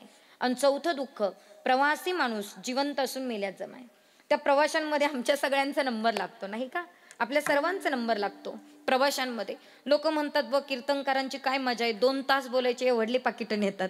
त्यात आमचं आम्हालाच माहिती, जावे त्याच्या वंशा तेव्हा कळे, पाणी यातला मासा झोप घेतो कैसा त्याचं त्याला माहिती आहे, बरोबर आहे की नाही? जया अंगी मोठेपण तया यातना कठीण. एवढं सोपं आहे का मोठेपण? लोकांना फक्त गादी दिसते, लोकांना फक्त गाडी दिसते, लोकांना फक्त पाकिटं दिसतात, पण लोकांना हाल दिसत नाही ना. मला सांगायचं एवढंच आहे. लोक ताई आपली बघा, तुम्ही कीर्तन घेतलं की ज्या दिवशी तारीख असते त्या दिवशी येत नाही तोपर्यंत 1000 फोन करतात, ताई कुठपर्यंत आल्या, ताई कुठपर्यंत आल्या. एकदा पाकिट आणि नारळ दिलं का ताई घाटात गेल्या का कुणीकडे गेल्या काही घेणं देणं नाही. लोक येतात, विचार करा. आणि लोक म्हणतात एवढल्या पाकिटाची काय गरज आहे? खरं सांगतेत महाराज, कोण नाही विचारत. 2 वर्ष कोरोनाचे येत गेलेत बाबा, 2 वर्ष कोरोनामध्ये गेले. विचार करण्यासारखी गोष्ट आहे. कितीतरी लोक आळंदीमधून संस्था सोडून घरी गेलेत निघून. इतकी परिस्थिती बिकट होती दादा 2 वर्ष कोरोनामध्ये. ज्यांच्याकडे आपण कार्यक्रम केलेत ना, त्या लोकांनी एकदा सुद्धा विचारलं नाही महाराज मंडळीला, तुम्ही बरे आहात का, काय चाललं आहे का, काही का देव आणून, असं कोणत्याच गावाने आपल्याला विचारलं नाही विचारलं. पण एक सांगू दादा, पांडुरंगाला आपली इतकी काळजी होती, इतकी काळजी की 2 वर्ष कार्यक्रम बंद राहिले, पण 2 वर्षामध्ये जेवढे कोरोनात मेले तेवढ्यांचे वर्ष श्राद्ध आपणच केले. ज्याला प्रवचन जमत नव्हतं ते सुद्धा प्रवचनकार झालं कोरोनामध्ये. तुम्ही विचार करा केवढी काळजी नाही का? म्हणून आपली काळजी आपल्याला करायची गरज नाही, लोकांनाही करायची गरज नाही, आपली काळजी त्याला आहे. म्हणून घरून निघताना विचार करण्यासारखी गोष्ट आहे. घरी आम्हालाही प्रपंच आहे, आम्हालाही परिवार आहेत ना. आम्ही घरून निघाल्यानंतर मुलांना सांगतो येतो, पण पुन्हा प्रवासातनं रिटर्न येऊ याची काही गॅरंटी? म्हणून प्रवासी माणूस जिवंत असून मेल्यात जमाय. मी पहिल्या दुःखाचं वर्णन करत होते. दरिद्री माणूस रस्त्याने चालला होता. विषय भरकटला तर आपल्याला 10:30ला आटपायचं आहे, म्हणून भरकुटू देऊ नका. पण ऐका, दरिद्री माणूस रस्त्याने येताना शिव पार्वतीनं पाहिलं आणि पार्वती आईसाहेबांनी महादेवाला सांगितलं, देवादिदेव आपण दानशूर आहात, या दरिद्री माणसाला काहीतरी द्या. महादेवानं सांगितलं ऐक, देऊन उपयोग होणार नाही, द्यायला सांगू नको. पार्वतीनं सांगितलं द्यावं लागेल. आणि स्त्री हट्टापुढे कुणाचं काही चालत नाही. देवाला ऐकावं लागलं महाराज पत्नीचं. पार्वतीने सांगितलं काहीतरी द्या याला, याचं दारिद्र्य जाईल. आणि मग देवाने मोहरा भरलेला हंडा रस्त्याच्या मधोमध नेऊन ठेवला. जिथून तो दरिद्री चालत होता ना त्याच्या मधोमध नेऊन ठेवला. दरिद्री माणूस रस्त्याने चालत होता. तो मनोमन विचार करायला लागला, अरे माझं तरी बरं आहे, पण आंधळी माणसं कसे चालत असतील. विचार करत होता तोपर्यंत ठीक होतं, पण याने डायरेक्ट प्रॅक्टिकल करायला सुरुवात केली. डोळे झाकून चालायला लागलं. बरं चालत होतं ना, हांड्याला ठोकरला. आता तरी डोळे उघडायला पाहिजे की नाही? डोळे नाही उघडले. ते म्हणलं असंच आंधळ्यांना ठेसा लागत असेल तसंच पुढे गेलं, हांड्याकडे डोकावून पाहिलं नाही. ज्ञानोबाराय म्हणतात, कैसे प्राप्तीची वेळे निदैव आंधळेपणाचे डोहाळे. प्राप्तीची वेळ होती पण आंधळेपणाचं डोहाळं लागलं, कारण त्याच्या प्रारब्धात नव्हतं. त्याला देवाने दिलं तरी मिळू शकत नाही. म्हणून आपल्या प्रारब्धात असेल तर आपल्याला मिळेल, नसेल तर मिळणार नाही. म्हणून एकच सांगताय का, प्रपंचामध्ये खाली पाहो. आम्ही प्रपंचात वरती पाहतो. त्याचा बंगला झाला, माझा कधी होईल, त्याने गाडी घेतली, मी कधी घेईल, त्याने कंपनी टाकली, मी कधी टाकेल. याला म्हणतात प्रपंचात वरती पाहणं. तुम्ही पहा ना, झोपडीवाल्याला वाटतं माझं पत्र्याचं घर कधी होईल, पत्र्याच्या घरावाल्याला वाटतं कौलाचं कधी होईल, कौलावाल्याला वाटतं स्लॅब कधी टाकेल, ज्याचा स्लॅब आहे त्याला वाटतं गाडी कधी घेईल, जमीन. याला म्हणतात प्रपंचात वरती पाहणे. समाधान नाही मिळणार. प्रपंचात खाली पहा. ज्याचा स्लॅब आहे त्यानं पत्र्याच्या घराकडे पहा, ज्याचं पत्र्याचं घर आहे त्यानं कौलाच्या घराकडे पहा, ज्याचं कौलाचं घर आहे त्यानं झोपडीकडे पहा, आणि ज्याची झोपडी आहे त्यानं भिकाऱ्याकडे पहा. 100% समाधान मिळाल्याशिवाय राहणार नाही. हो, समाधान पाहिजे ना तुम्हाला. मग प्रपंचात खाली पहा आणि परमार्थामध्ये वरती पहा. अरे माझी एकच वारी झाली, 2 कधी होतील, 2 झाल्या 4 कधी होईल. कदाचित मी माळ घातली नाही, माळ कधी घालेल, कपाळाला गंध कधी लावेल, पंढरपूरची वारी कधी करेल, मी मात्र चंद्रभागेत स्नान कधी करेल, मी माझ्या देवाला जाऊन कधी भेटेल, ती दशा मला कधी निर्माण होईल. जी साधू संतांना निर्माण झाली ती दशा मला कधी निर्माण होईल. तुकोबाराय म्हणतात, जे काही मोठे ज्येष्ठ साधू संत ज्या वाटेने गेले त्यांना ती दशा निर्माण झाली. ती दशा मला कधी निर्माण होईल की माझं चित्त तुझ्या चरणापाशी झुरेल. हे महाराज अभंगाच्या ऐशी येईल माझ्या अंगा, कै ऐसी दशा येईल माझ्या अंगा, कै ऐशी दशा येईल माझ्या अंगा, कै ऐशी दशा येईल माझ्या अंगा, येईल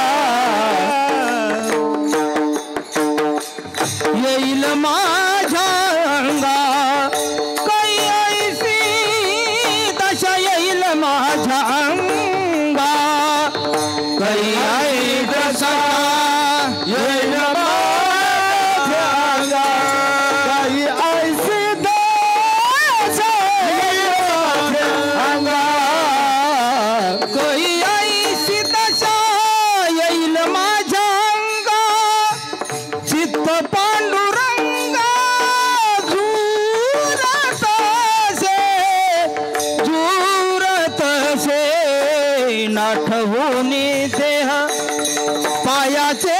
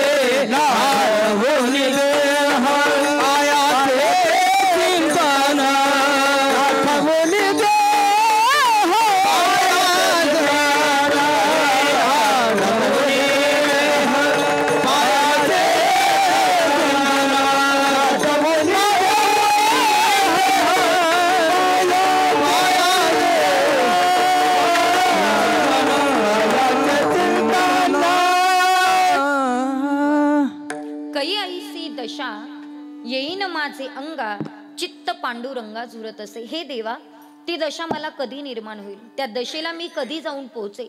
साधू संत ज्या दशेला गेले त्यांना पांडुरंगाचं प्रत्यक्षरित्या दर्शन झालं, त्यांनी चंद्रभागेत स्नान केलं. ती दशा मला कधी प्राप्त होईल, त्या दशेला जाऊन मी कधी पोहोचेल. कधीतरी आपण आपल्या मनाला हा प्रश्न विचारला पाहिजे हो. ती दशा मला निर्माण झाली का माझं चित्त तुझ्या चरणापाशी कधी झुरेल. माणसं झुरतात पण प्रपंचामध्ये झुरतात. ऐका, शेजारच्या व्यक्तीने गाडी घेतली तरी लोक झुरतात, शेजारच्या माणसाने बंगला बांधला तरी लोक झुरतात, पण तिथे झुरून काहीच फायदा नाही. परमार्थ करता झुरणं अत्यंत गरजेचं आहे. कधीतरी त्याच्याकरता आम्ही झुरलं पाहिजे. आणि तुकोबाराय म्हणतात, हे देवा ती दशा मला कधी निर्माण होईल की माझं चित्त तुझ्या चरणापाशी झुरेल, आणि एक देवा की माझ्याच देहाचा मला कधी विसर पडेल. कारण देवाची सेवा करायची असेल ना तर मी, माझं आणि मला हे बाजूला ठेवता आलं पाहिजे. आपल्यातला अहंकार आपल्याला बाजूला ठेवता आला पाहिजे दादा. आणि अहंकार आम्ही विसरलो नाही. तो अहंकार जवळ आला की आम्हाला ती दशा निर्माणच होऊ शकते. मी माझे आणि तुझे न धरिता की परत ओझे, बोला माझे आणि तुझे न धरित परत की ओझे, भाव बळ फळती विजय बाप रखुमा देवी वरु विठ्ठली, बाप रखुमा देवी वरु विठ्ठली, करा विठ्ठल स्मरण नाम रूपी अनुसंधान, करा विठ्ठल स्मरण नाम रूपी अनुसंधान,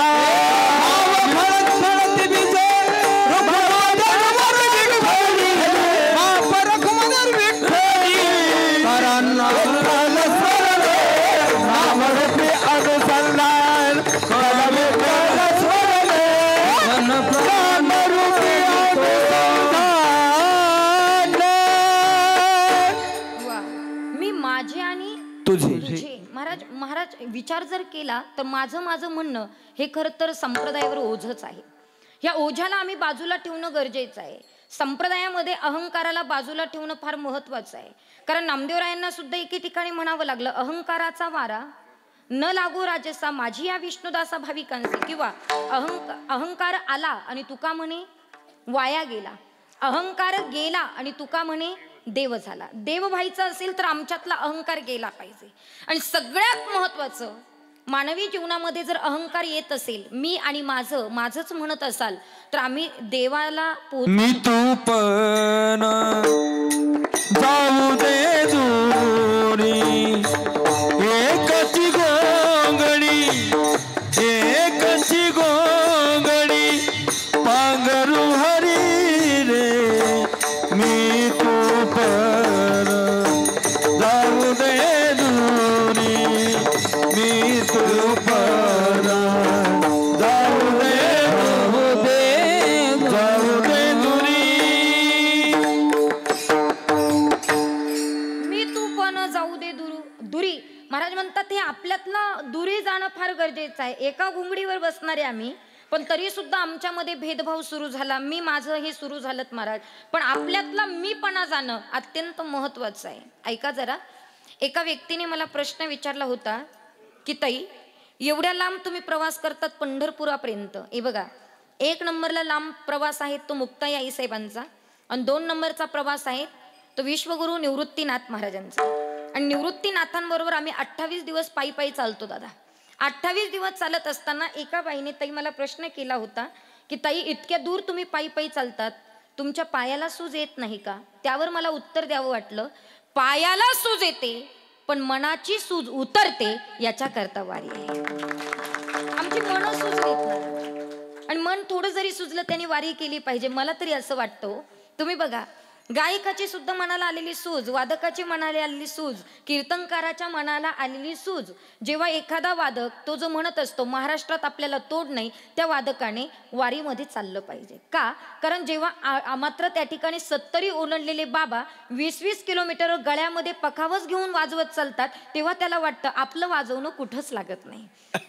पखवादाची अहंकाराची सूज उतरावी याच्याकरता वारी आहे. एखादा गायक आहे तो म्हणत असेल महाराष्ट्रात आपल्याला तोड नाही बुवा, आपल्याला जेवढे राग येतात तेवढं कोणालाच येत नाही, असं जो म्हणतोय ना त्यानं वारीत चाललं पाहिजे. जेव्हा 70-80 ओलांडलेले बाबा फडाच्या चाली अगदी सुंदर म्हणतात, तेव्हा वाटतं आपली चाल, आपण किती चालबाज असू तरी आपली चाल कुठंच लागत नाही, त्याच्या अहंकाराची सूज उतरावी याच्याकरता वारी आहे. एखादा कीर्तनकार आहे, सध्या नवीन आलेला आहे, ज्याने नुसते टिपणं पाठ केले आणि कीर्तन करायला सुरुवात केली, आणि मग त्याला वाटतं महाराष्ट्रात आपल्याला तोड नाही. एखाद्या नवीन कीर्तनकाराला वाटतं त्या कीर्तनकाराने वारीमध्ये चालावं. का चालावं?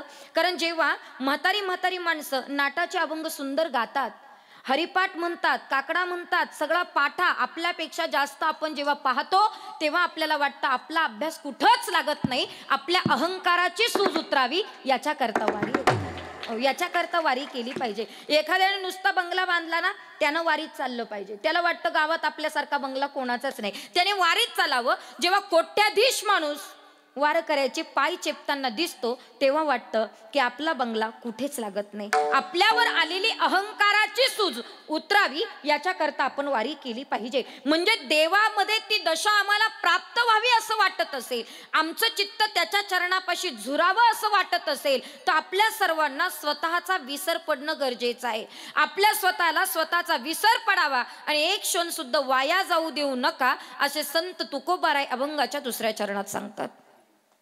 नाठवुनी देह पायाचे चिंतन, अवसान ते क्षण नाही मध्ये, अवसान ते क्षण नाही मध्ये.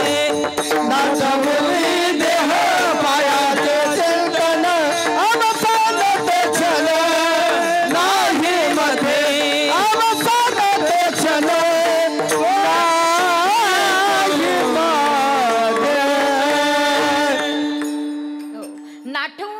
पायाचे चिंतन अवसान ते क्षण नाही मध्ये.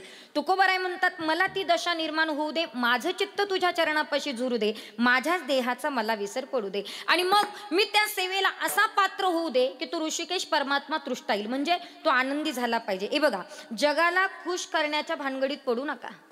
जगाला तुम्ही किती आनंदी ठेवण्याच्या भानगडीत पडा, जग आपल्याला नाव ठेवल्याशिवाय राहत नाही. म्हणून खुशच करायचं असेल आणि आनंदीच ठेवायचं असेल तर ते माझ्या परमात्म्याला ठेवा, तो आनंदी होईल. पण जगाला काय आनंदी करतात, जगाला काय खुश ठेवतात महाराज?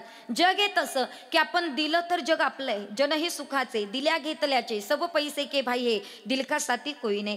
प्रेमाने मात्र त्याला जर मात्र आपलंसं करायचं असेल तर त्याला आनंदी ठेवलं पाहिजे. महाराज म्हणतात, त्याला जर आनंदी ठेवायचं असेल तर काय करावं लागेल? अनापेक्ष सुचिरदर्श, उदासीनो गतवेताः, सर्व आरंभ परित्यागी, यो मद्भक्त समप्रिय. भगवंताचं प्रिय व्हा आणि भगवंताला आनंदी ठेवण्याचा प्रयत्न करा. आणि यदा कदाचित कै ऐसा पात्र होईन लाभासी, नेनो ऋषिकेशी तृष्टा येईल. यदा कदाचित तो देव आपल्यावर आनंदी झाला तर आपण आपल्या संचिताला धन्यता देऊ शकतो. स्वतःच्या संचिताला धन्यता द्यायची असेल तर एक पहिली गोष्ट आपल्याला त्याच्या चरणापाशी पडून राहावं लागेल. ती दशा आम्हाला प्राप्त करावी लागेल, आमच्यातला अहंकार बाजूला सारावा लागेल. आणि सगळ्यात महत्वाचं, स्वतःच्या धन्यता संचिताला द्यायचं असेल तर कर्म तुम्हाला तुमचे चांगले करावे लागेल महाराज. मग कर्म आम्हाला आमचं उत्तम करायचं आहे, कर्म चांगलं करायचंय. काय करावं लागेल? उत्तमात उत्तम कर्म करायचं असेल तर जिवंतपणे आईवडिलांचा सांभाळ करा. कर्म उत्तम करायचं असेल तर हिंदू धर्माचं पालन करा. सध्या आपल्या धर्माला ग्लानी लागलीत महाराज. सध्या आपल्या धर्माला तुम्ही पाहा ना, गालबोट लागायला लागलेत. आज विचार करण्यासारखी गोष्ट आहे, माझं पटणार नाही पण 2च मिनिटामध्ये 5 मिनिटामध्ये आटोपते, पण लक्षपूर्वक ऐका. सध्या आपल्या धर्माला ग्लानी लागलीत की नाही? हिंदू धर्माचं वाटोळं करायला कारणीभूत कोण आहेत? परके की आपले आहेत? आपलीच लोक हिंदू धर्माचं वाटोळं करायला लागले. आज विचार करण्यासारखी गोष्ट आहे. राजकारण्यांनी राजकारण्यांच्या पोळ्या भाजण्याकरता तुमच्या आमच्यामध्ये जातीय वाद करून दिला. दादा, विचार करण्यासारखी गोष्ट आहे. ताई, आपल्याकडे वारकरी संप्रदायामध्ये बेटी व्यवहार नव्हता पण रोटी व्यवहार होता. कोणी कुणाच्या घरी जाऊन खात होतं. आज वारकरी संप्रदायामध्ये सुद्धा जातीयवाद सुरू झालात. ही शोकांतिका आहे. मला फक्त एवढंच म्हणायचं आहे की जातीपातीचं राजकारण करण्यापेक्षा आपण सगळे हिंदू आहोत एवढंच आपल्या डोक्यात असणं आज काळाची गरज आहे. आम्ही आमच्या धर्माचं पालन केलं पाहिजे. आज मुस्लिम धर्माकडे पाहिलं तर एवढंसं पोरगं सुद्धा गोल टोपी डोक्यात घालतं आणि नमाज पठण करायला जातो. विचार करण्यासारखी गोष्ट आहे. आणि आपल्या हिंदूंची मुलं, आज आपल्या हिंदूंच्या मुलांना नाताळाची सुट्टी माहीत आहे, हिंदूंच्या मुलांना बकरी ईद माहीत आहे, पण हिंदूंच्याच मुलांना जर आषाढी एकादशी माहीत नसेल, कार्तिकी माहीत नसेल, पौषवारी माहीत नसेल तर आम्ही हिंदू धर्मात जन्माला येऊन काय करतोय महाराज? जरा मुस्लिम धर्माकडे पहा. दर शुक्रवारी ती लोक नमाज पठण करायला जातात. भंगारच्या दुकानात असेल तरी काम सोडून तिथं जातात. केळीच्या गाडीवर असेल तरी गाडा सोडून तिथं जातात, कारण त्यांना त्यांच्या धर्माविषयी अभिमान आहे. मग तुम्हा आम्हा हिंदूंना आपल्या धर्माविषयी अभिमान असायला पाहिजे की नसायला पाहिजे? काय म्हणणं आहे तुमचं? असायला पाहिजे. आपण फक्त बोलतोय गर्व से कहो हम हिंदू है. गोठ्यात गाय राहिली नाही, घरात माय राहिली नाही आणि देवघरात ज्ञानेश्वरी राहिली नाही तर कशाला म्हणायला पाहिजे आम्ही हिंदू आहोत. अरे स्वतःला हिंदू म्हणायचं असेल तर गोठ्यातली गाय, घरातली माय आणि देवघरातली ज्ञानेश्वरी सांभाळा, तर स्वतःला हिंदू म्हणण्याचा अधिकार आहे. आम्ही आमच्या धर्माचं पालन केलं पाहिजे. आज आपल्या मुलांना या सगळ्या संस्कृती संस्कार शिकवणं फार गरजेचं आहे. आज आईसाहेबांच्या संस्थेमध्ये हे सगळे विद्यार्थी आहे, ही उद्याची पिढी आहे. आपली मुलं या ठिकाणी टाळ घेऊन उभे राहतात, हे उद्याचं उज्ज्वल भविष्य आहेत महाराज. आपण त्या मुलांना संस्कार लावणं अत्यंत गरजेचं आहे. आणि मग कदाचित सगळ्यांना माहित असेल, संस्थेत मुलं टाकली की सगळ्यांच्या अपेक्षा वाढतात आईसाहेब आपल्याकडनं. माझा मुलगा कीर्तनकार झाला पाहिजे, माझा मुलगा वादक झाला पाहिजे, माझा मुलगा गायक झाला पाहिजे. इथं बसलेल्यांना सगळ्यांना माझी विनंती आहे, तुमचा मुलगा कीर्तनकार होईल की नाही माहीत नाही, तुमचा मुलगा गायक होईल की नाही माहीत नाही, तुमचा मुलगा वादक होईल की माहीत नाही, पण तुमचा मुलगा मात्र तुम्हाला वृद्धाश्रमात सोडणार नाही. हे संस्थेचं फळ आहे, हे संस्थांचं फळ आहे. निदान इथं एवढे तरी संस्कार लागणार आहे की मुलं आईबापाला वृद्धाश्रमात टाकणार नाही. याच्यापेक्षा काय दादा, किती स्टँडर्ड बनवतात, किती सुशिक्षित बनवतात, 2-2 लाख रुपये कमवणारे जे मुलं सध्या वृद्धाश्रमात आहेत दादा. म्हणून आम्ही आमच्या हिंदू धर्माचं पालन केलं पाहिजे. महिला मंडळ, आपण आपला धर्म सांभाळला पाहिजे. आज विचार करण्यासारखी गोष्ट आहे. बघा तुम्ही, धर्माला किती ग्लानी लागायची वेळ आली. पहिल्या बायका महाराज काष्टी पातळवर होत्या. काष्टी पातळवरची बाई साडीवर आली, आम्ही मान्य केलं.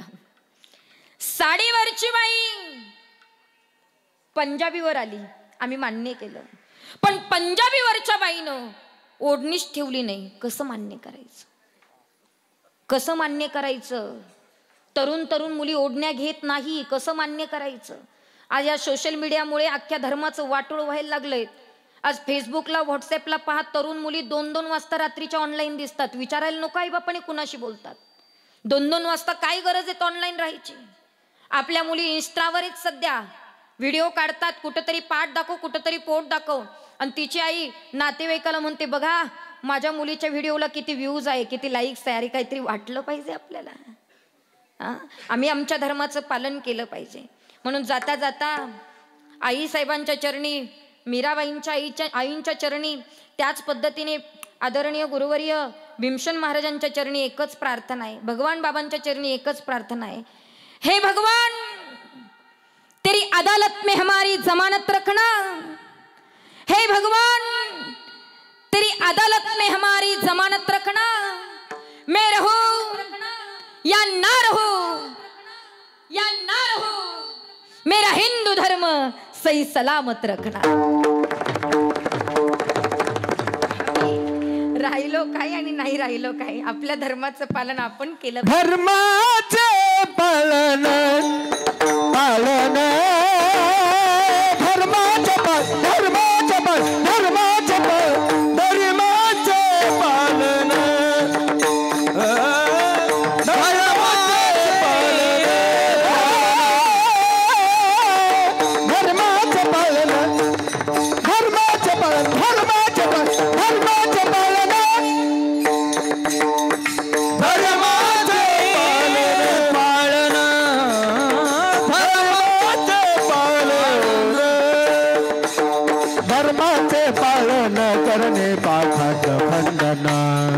धर्माचे पालन करणे पाखंड खंडन, करणे पाखंड,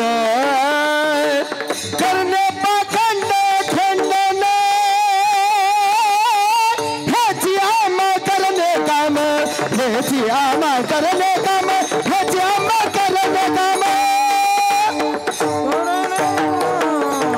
करणे काम, करणे काम. धर्माचे पालन करणे पाखंड खंडन, ह्याची आम्हा करणे काम, बीज वाढवावे नाम. आम्हाला एवढंच वाढवायचं आहे. आपल्या आपल्या धर्माचं पालन करा, म्हणजे स्वतःच्या संचिताला धन्यता देता येईल. मग तुकोबाराय म्हणतात, हे देवा, ती दशा मला निर्माण होऊ दे, माझं चित्त तुझ्या चरणापाशी झुरू दे, माझ्याच देहाचा मला विसर पडू दे, त्या सेवेला मी पात्र होऊ दे, तो ऋषिकेश परमात्मा आनंदी होऊ दे. आणि असं जर कधी झालं तर मी माझ्या संचिताला धन्यता दिल्याशिवाय राहणार नाही. तुका म्हणे तुका माने धन्य मानिन संचित तुका माने धन्य मानिन संचित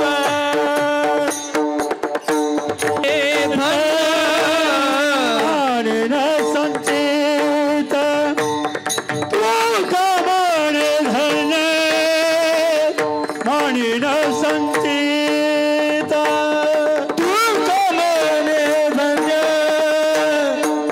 मानिन संचित तुका माने धन्य मानिन संचित तुका माने धन्य मानिन संचित तुका माने धन्य मानिन संचित राहील संचित तुझे नामी घेईन ते नित्य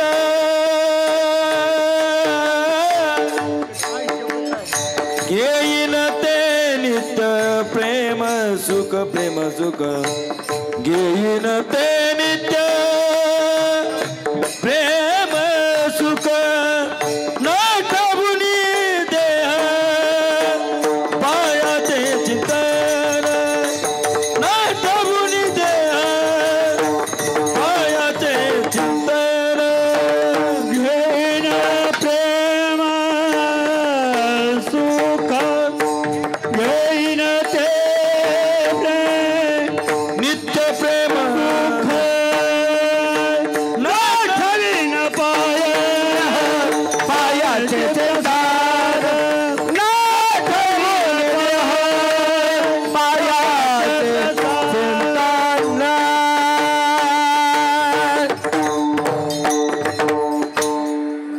तुका म्हणे धन्य मानिन संचित घेईन ते नित्य प्रेमसुख. महाराज म्हणतात मी माझ्या संचिताला धन्यता देईल आणि नित्य नित्य ते प्रेमसुख घेईल.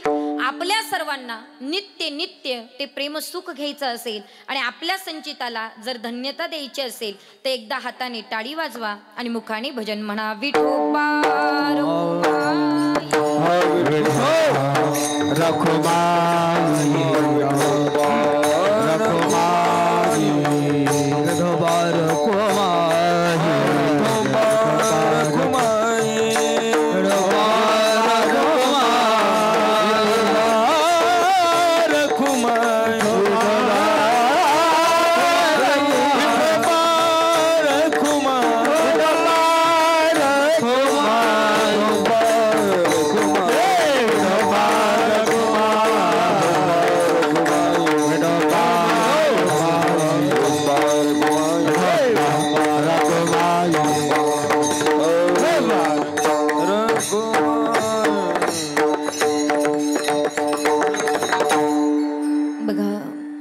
भगवान परमात्म्याच्या कृपा आशीर्वादाने साधू संतांच्या आशीर्वादाने श्री संत मीराबाई आईचे पुण्यतिथी सोहळा अखंड हरिनाम सप्ताह पंचकुंडी महायज्ञ श्री भगवान शंकर मूर्ती प्राणप्रतिष्ठा आणि या गोड अशा महासांगवी गावामध्ये चालत असलेला अखंड हरिनाम सप्ताह ज्यांचं गोड असं आयोजन या कार्यक्रमाला आहेत ते आदरणीय हरिभक्त परायण परमार्थ प्रेमी संपूर्ण महाराष्ट्राच्या लाडक्या असणाऱ्या आमच्या सर्वांमध्ये वयाने ज्येष्ठ असणाऱ्या विचारांनी श्रेष्ठ असणाऱ्या आदरणीय आणि मात्र आम्हाला कुठेही भीती वाटली तर बिनधास्तपणे पुढे येऊन आमच्या सर्वांची बाजू घेऊन लढणाऱ्या आपल्या गावचं आणि वारकरी संप्रदायाचं भूषण म्हणजे आमच्या राधाताई आईसाहेब.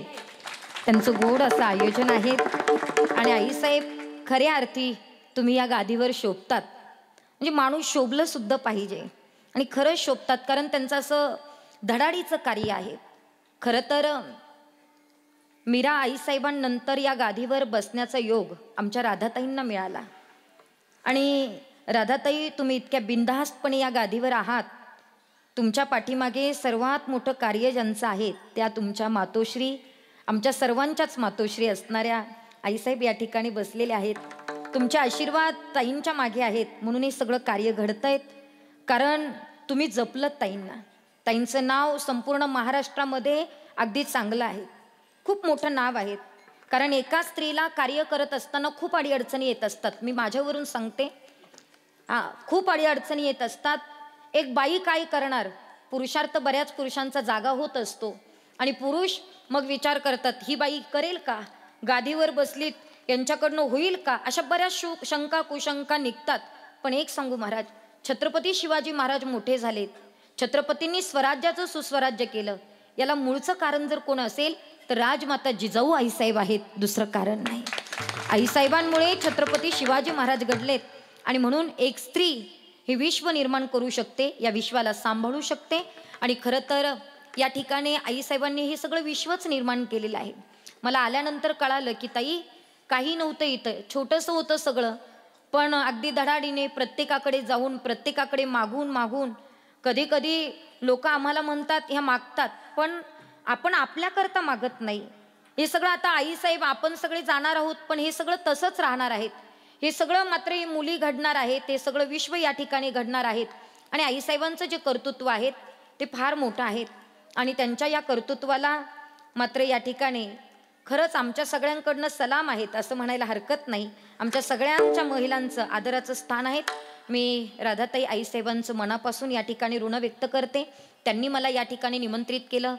मातोश्रींचं देखील या ठिकाणी ऋण व्यक्त करते. तुम्ही आईसाहेबांना घडवलं, आमच्या पाठीमागे तुमच्यासारख्यांचे आशीर्वाद, म्हणून आपल्या मनापासून ऋण व्यक्त करते. त्याच पद्धतीनं खरं तर आजच्या कार्यक्रमाचे यजमान श्री सुधाकर नवनाथ गर्जे, ज्ञानोबा निवृत्ती गर्जे, अशोक रानू गर्जे यांच्याकरता देखील जोरदार टाळी वाजवा, कारण यजमान फार महत्त्वाचे असतात. म्हणून त्यांचं मनापासून या ठिकाणी ऋण व्यक्त करते. दोन्ही मृदुंगाचार्य अत्यंत गोड साथसंगत केली. आदरणीय हरिभक्त परायण गणेशजी महाराज, आदरणीय हरिभक्त परायण आमच्या जगदाळे महाराजांचे चिरंजीव ना, काही गोड हात आहेत, वजन आहेत हातामध्ये, म्हणजे जेवढं वजन वाढलंय तेवढं हातात सुद्धा वजन आहेत. माणसाने नुसतं वजनात नाही, हातात सुद्धा वजन लागतं. आणि महाराजांचे तुमच्यावर फार मोठे आशीर्वाद आहेत आणि म्हणून केशव महाराजांचं नाव संपूर्ण महाराष्ट्रभर निघतंय. आणि आमच्या जगदाळे महाराजांचे चिरंजीव जगदाळे महाराज आपलंही मनापासून या ठिकाणी ऋण व्यक्त करते. आदरणीय हरिभक्त परायण मृदुंगाचार्य प्रवीण महाराज आपलंही मनापासून ऋण व्यक्त करते. मृदुंगाचार्यांकरता एकदा जोरदार टाळी वाजवा. त्याच पद्धतीनं या कार्यक्रमाला गायनाची ज्यांनी गोड साथसंगत केली ते आदरणीय हरिभक्त परायण आमचे विठ्ठलजी महाराज, त्यांचं मनापासून या ठिकाणी ऋण व्यक्त करते. आदरणीय हरिभक्त परायण आमचे विभीषण महाराज, आपली कायमस्वरूपी ताईंना खूप मोठी साथ असते म्हणून आपलंही मनापासून ऋण व्यक्त करते. आदरणीय आमचे ओंकारजी महाराज, त्यांचंही मनापासून ऋण व्यक्त करते. आदरणीय आमच्या सोबत आलेले आमचे नवनाथजी महाराज गडाख, त्यांचंही मनापासून ऋण व्यक्त करते. ताई तुमच्यावर महाराजांचं खूप प्रेम आहे. एवढ्या लांबून मला एक फोन केला, ताई ताईंकडे चाललेत ना, आम्हाला येऊ द्या म्हणून. असे असणारे नवनाथ महाराज, त्यांचंही मनापासून ऋण व्यक्त करते. संस्थेतल्या सगळ्या विद्यार्थिनी फार शिस्तप्रिय आहेत, खूप छान उभ्या आहेत, शिस्तीत उभ्या आहेत, हसणं नाही जास्त, मात्र त्या ठिकाणी असं काही नाही, वागण्यामध्ये कुठेही दूषितपणा दिसत नाही. याला शिस्तप्रिय वातावरण म्हणतात, हे महत्त्वाचं आहे. नाहीतर सध्या मी काही महिलांच्या संस्था पाहते, म्हणजे आपल्याच आहेत आपण बोलू नये, पण काही महिलांच्या संस्थेमध्ये तरुण मुली आहे, 10वी 12वीच्या मुली टाळ घेतात. नाचू नये असं माझं म्हणणं नाही, पण नाचताना आपलं वयाची मर्यादा याचं भान त्यांना राहत नाही आणि नाचताना सगळा समाज आपल्याकडे पाहत असतो. एक स्त्री म्हटलं की काही मर्यादा येतात आणि त्या सगळ्या मर्यादा ह्या छोट्या छोट्या मुलींमध्ये मला दिसून आल्यात. म्हणून सर्वांचं मनापासून या ठिकाणी ऋण व्यक्त करते. विनेकरी ताई तुमचंही मनापासून ऋण व्यक्त करते. आमच्याबरोबर आलेले माझे पतिदेव सतीश महाराज जगताप, तेही गोड मृदुंग वाजवतात, त्यांचंही मनापासून ऋण व्यक्त करते. आदरणीय माझे बंधू अमोल भाऊ उकारडे, त्यांचंही मनापासून या ठिकाणी ऋण व्यक्त करते. साऊंड सिस्टीम छान होती, ऑपरेटिंग छान होती. भाऊ तुमचंही मनापासून या ठिकाणी ऋण व्यक्त करते. आपल्या सर्वांचं मनापासून ऋण व्यक्त करते. आपण सगळे बसलेले आहोत. संतोष दादा, आपली सुद्धा गोसेवा फार मोठी आहेत, आपलंही मनापासून ऋण व्यक्त करते. हार्मोनियम वादक आमचे दादा, तुमचंही मनापासून ऋण व्यक्त करते. तुम्हा सर्वांचं ऋण व्यक्त करून या ठिकाणी महासांगवी कवडवाडी म्हणजे गावावर ताईंचं किती प्रेम आहे तुम्हाला सांगते. इथं आल्यानंतर मला सांगितलं, ताई माझ्या नावाचा उल्लेख नाही झाला तरी चालेल, पण ज्या गावाने मला सहकार्य केलं त्या गावाचा उल्लेख झाला पाहिजे. ते तुमच्याबद्दल इतका आदर आहे ताईंच्या मनामध्ये. म्हणून महासांगवी, खरंच तुम्ही महान आहात असं म्हणायला हरकत नाही. सर्वी महासांगवीकर मंडळी आपलं मनापासून या ठिकाणी सर्वांचं ऋण व्यक्त करते. फार मोठा भरघोस निधी ताईंनी आणण्याचा प्रयत्न केला. इतकं सुंदर वातावरण या ठिकाणी निर्माण झालेलं आहे. आपल्या सर्वांचं मनापासून या ठिकाणी ऋण व्यक्त करून आपल्या सर्वांना विनंती आहे की ज्यांना 2 हात आहेत त्यांनी 2 हात वरती करायचे. विश्वगुरु निवृत्तीनाथांचं आपल्याला भजन करायचं आहे. हात वरती करा मफलरवाले बाबा, वा. सर्वांनी हात वरती करायचे. गोड निवृत्तीनाथांचं भजन करा. निवृत्ती राया, निवृत्ती राया, सोपान मुक्ताबाई ज्ञान सकया. निवृत्ती राया, निवृत्ती राया, सोपान मुक्ताबाई ज्ञान सकया.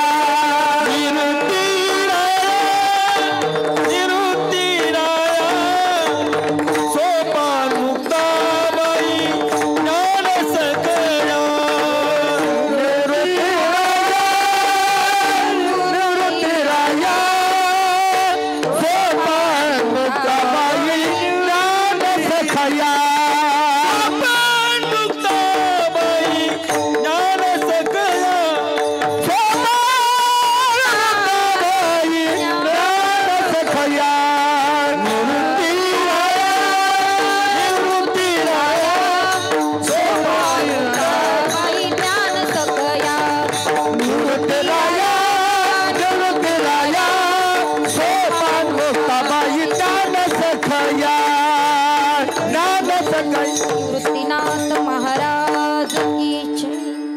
ज्ञानेश्वर माऊली,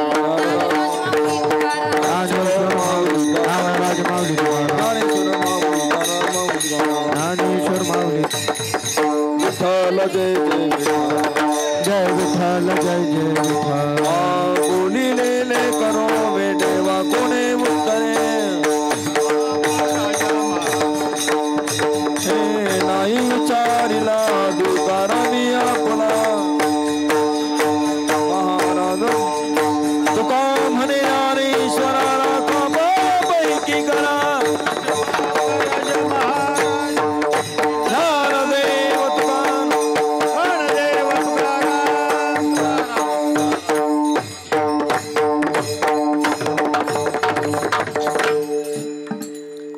श्री संत मीराबाई आईसाहेब यांचा चालत असलेला 27वा पुण्यतिथी सोहळा भव्य आणि दिव्य प्रमाणामध्ये आज या सप्ताहाच्या 3ऱ्या दिवसाची कीर्तन सेवा माझ्या भगिनी महाराष्ट्रात ज्यांचं फार चांगल्या प्रकारे नाव आहे त्या श्रीमती कांचनताई महाराज जगताप,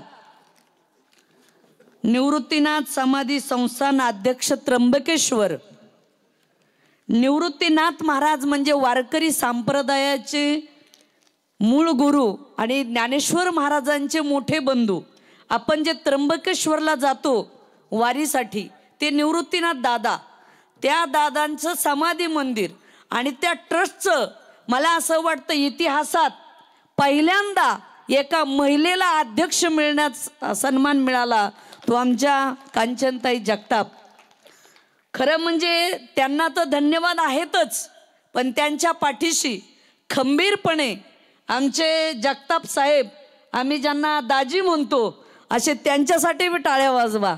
फार आपल्या पत्नीला महाराष्ट्रभर रात्रंदिवस ड्रायव्हिंग करून धर्माचा प्रचार प्रसार करण्यासाठी, ताई तुम्ही जरी कीर्तन करत असाल पण तुमच्या पाठीमागं पाठिंबा देणारे पतिदेव बरोबर आहेत, म्हणून हा एवढा मोठा प्रवास करता येतो. तुम्हाला धन्यवाद. आज फार ताईंनी गोड सेवा केली, चांगलं काम केलं. निवृत्तीनाथ मंदिरासाठी आताच आपल्या देशाचे गृहमंत्री, कणखर गृहमंत्री अमित शहा हे सुद्धा निवृत्तीनाथाच्या माघवारीला आले होते. एवढं मोठं स्थान निवृत्तीनाथांचं आहे, त्र्यंबकेश्वराचं आहे. ताईला मी मनापासून धन्यवाद देईल. आज या ठिकाणी आजच्या कार्यक्रमाची यजमान आणि आजची पंगत सुद्धा फार चांगली झाली आहे. आमच्या नंदा दशरथ सानप आदी परिचारिका महासांगवी ही, या तुझा भाऊ, आई तुम्ही तिघजण पण वर या, तुमच्यासाठी त्यांचंही आपल्याला स्वागत करायचं आहे. या आजच्या कार्यक्रमाची यजमान सांगते श्री सुधाकर नवनाथ गर्जे कॉन्ट्रॅक्टर, श्री ज्ञानोबा निवृत्ती गर्जे आरोग्य सेवक आणि श्री अशोक राणू गर्जे आरोग्य सेवक. ह्या तिघजण हे यजमान आहेत. आजचा नाश्ता श्री हरी गीते पाटील नगरसेवक आणि रघुनाथ तानाजी गर्जे यांचा झाला. दुपारची पंगत सावरगाव सोने चुंबळी यांची झाली. आजची संध्याकाळची पंगत अशोक ज्ञानोबा गर्जे, लक्ष्मण हनुमंत राख, महेंद्र गर्जे, महेंद्र नागरगोजे, माजी पंचायत समिती सदस्य भागवत डेडी भोसले पाटोदा. खरं म्हणजे यांनी आज पुरी भाजी फार छान पंगत घातली, त्यांना धन्यवाद. आजचा जागर सावरगाव सोने चुंबळी साखर भजनी मंडळ. आमचे भैरू गुरुजी आलेले आहेत. मुलींना 8 दिवसाला क्लास घेतात. त्या भैरू गुरुजीसाठी सुद्धा जरा जोरात टाळ्या वाजवा, त्यांना सुद्धा धन्यवाद. सांगळे महाराज साथीला असतात, त्या गुरुजींचं यांचं भजन होईल. तसेच हरिभक्त पारायण नवनाथ महाराज गडाख, त्यांचं सुद्धा टाळ्या वाजा. खूप लांबून आलेत. मी सिन्नर नाशिक भागात कीर्तनाला जाते, त्यावेळेस गडाख महाराज नेहमी उपस्थित असतात. हा तबलजी आमचे देवकते सर, त्यांनाही धन्यवाद. प्रकाशराव देवकते सर, त्यांचा सुद्धा तबला वाजवणं माऊलीचं यांचंही भजन होणार आहे, त्यांना सुद्धा मनापासून धन्यवाद. आता उद्या ठीक 7 ते 10 ज्ञानेश्वरी पारायण, नंतर गाथा भजन, नंतर ठीक 2 ते 5 शिवमहापुराण कथा होईल. अंजलीताई केंद्रे यांच्या कथेसाठी सुद्धा आवर्जून उपस्थित राहा.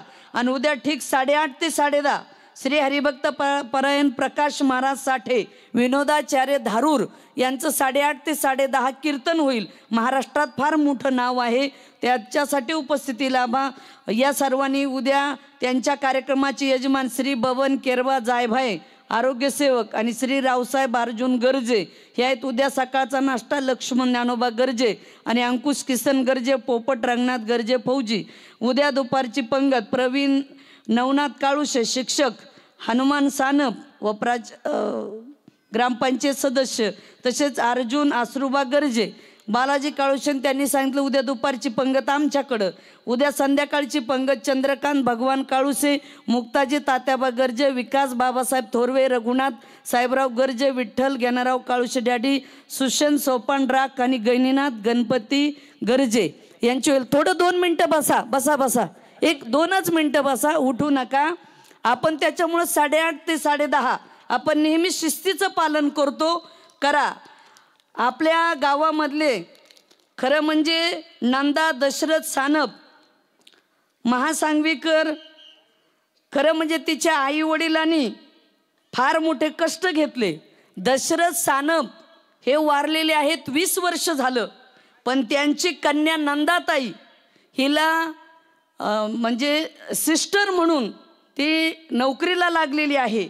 आणि तिने मला माहीत नाही संत मीराबाई आई साहेबाला काय नवस केला असेल देव जाणे, पण तिने तिचा पहिला पगार 50,000 रुपये आपल्या संस्थांसाठी दिलेत.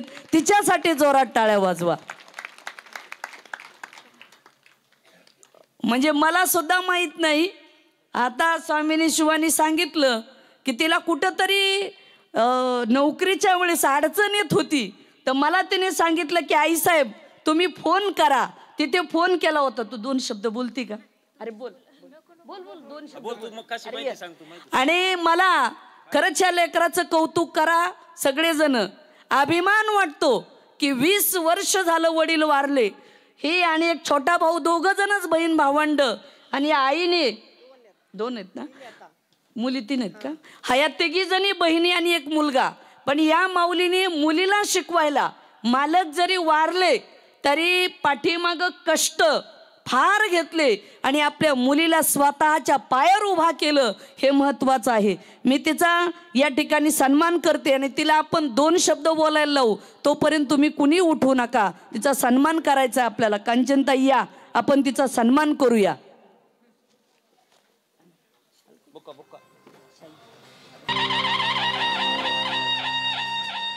या अलीकडे या, अलीकडे या, या तुम्ही या या या या या या पुढे या. घ्या फोटो.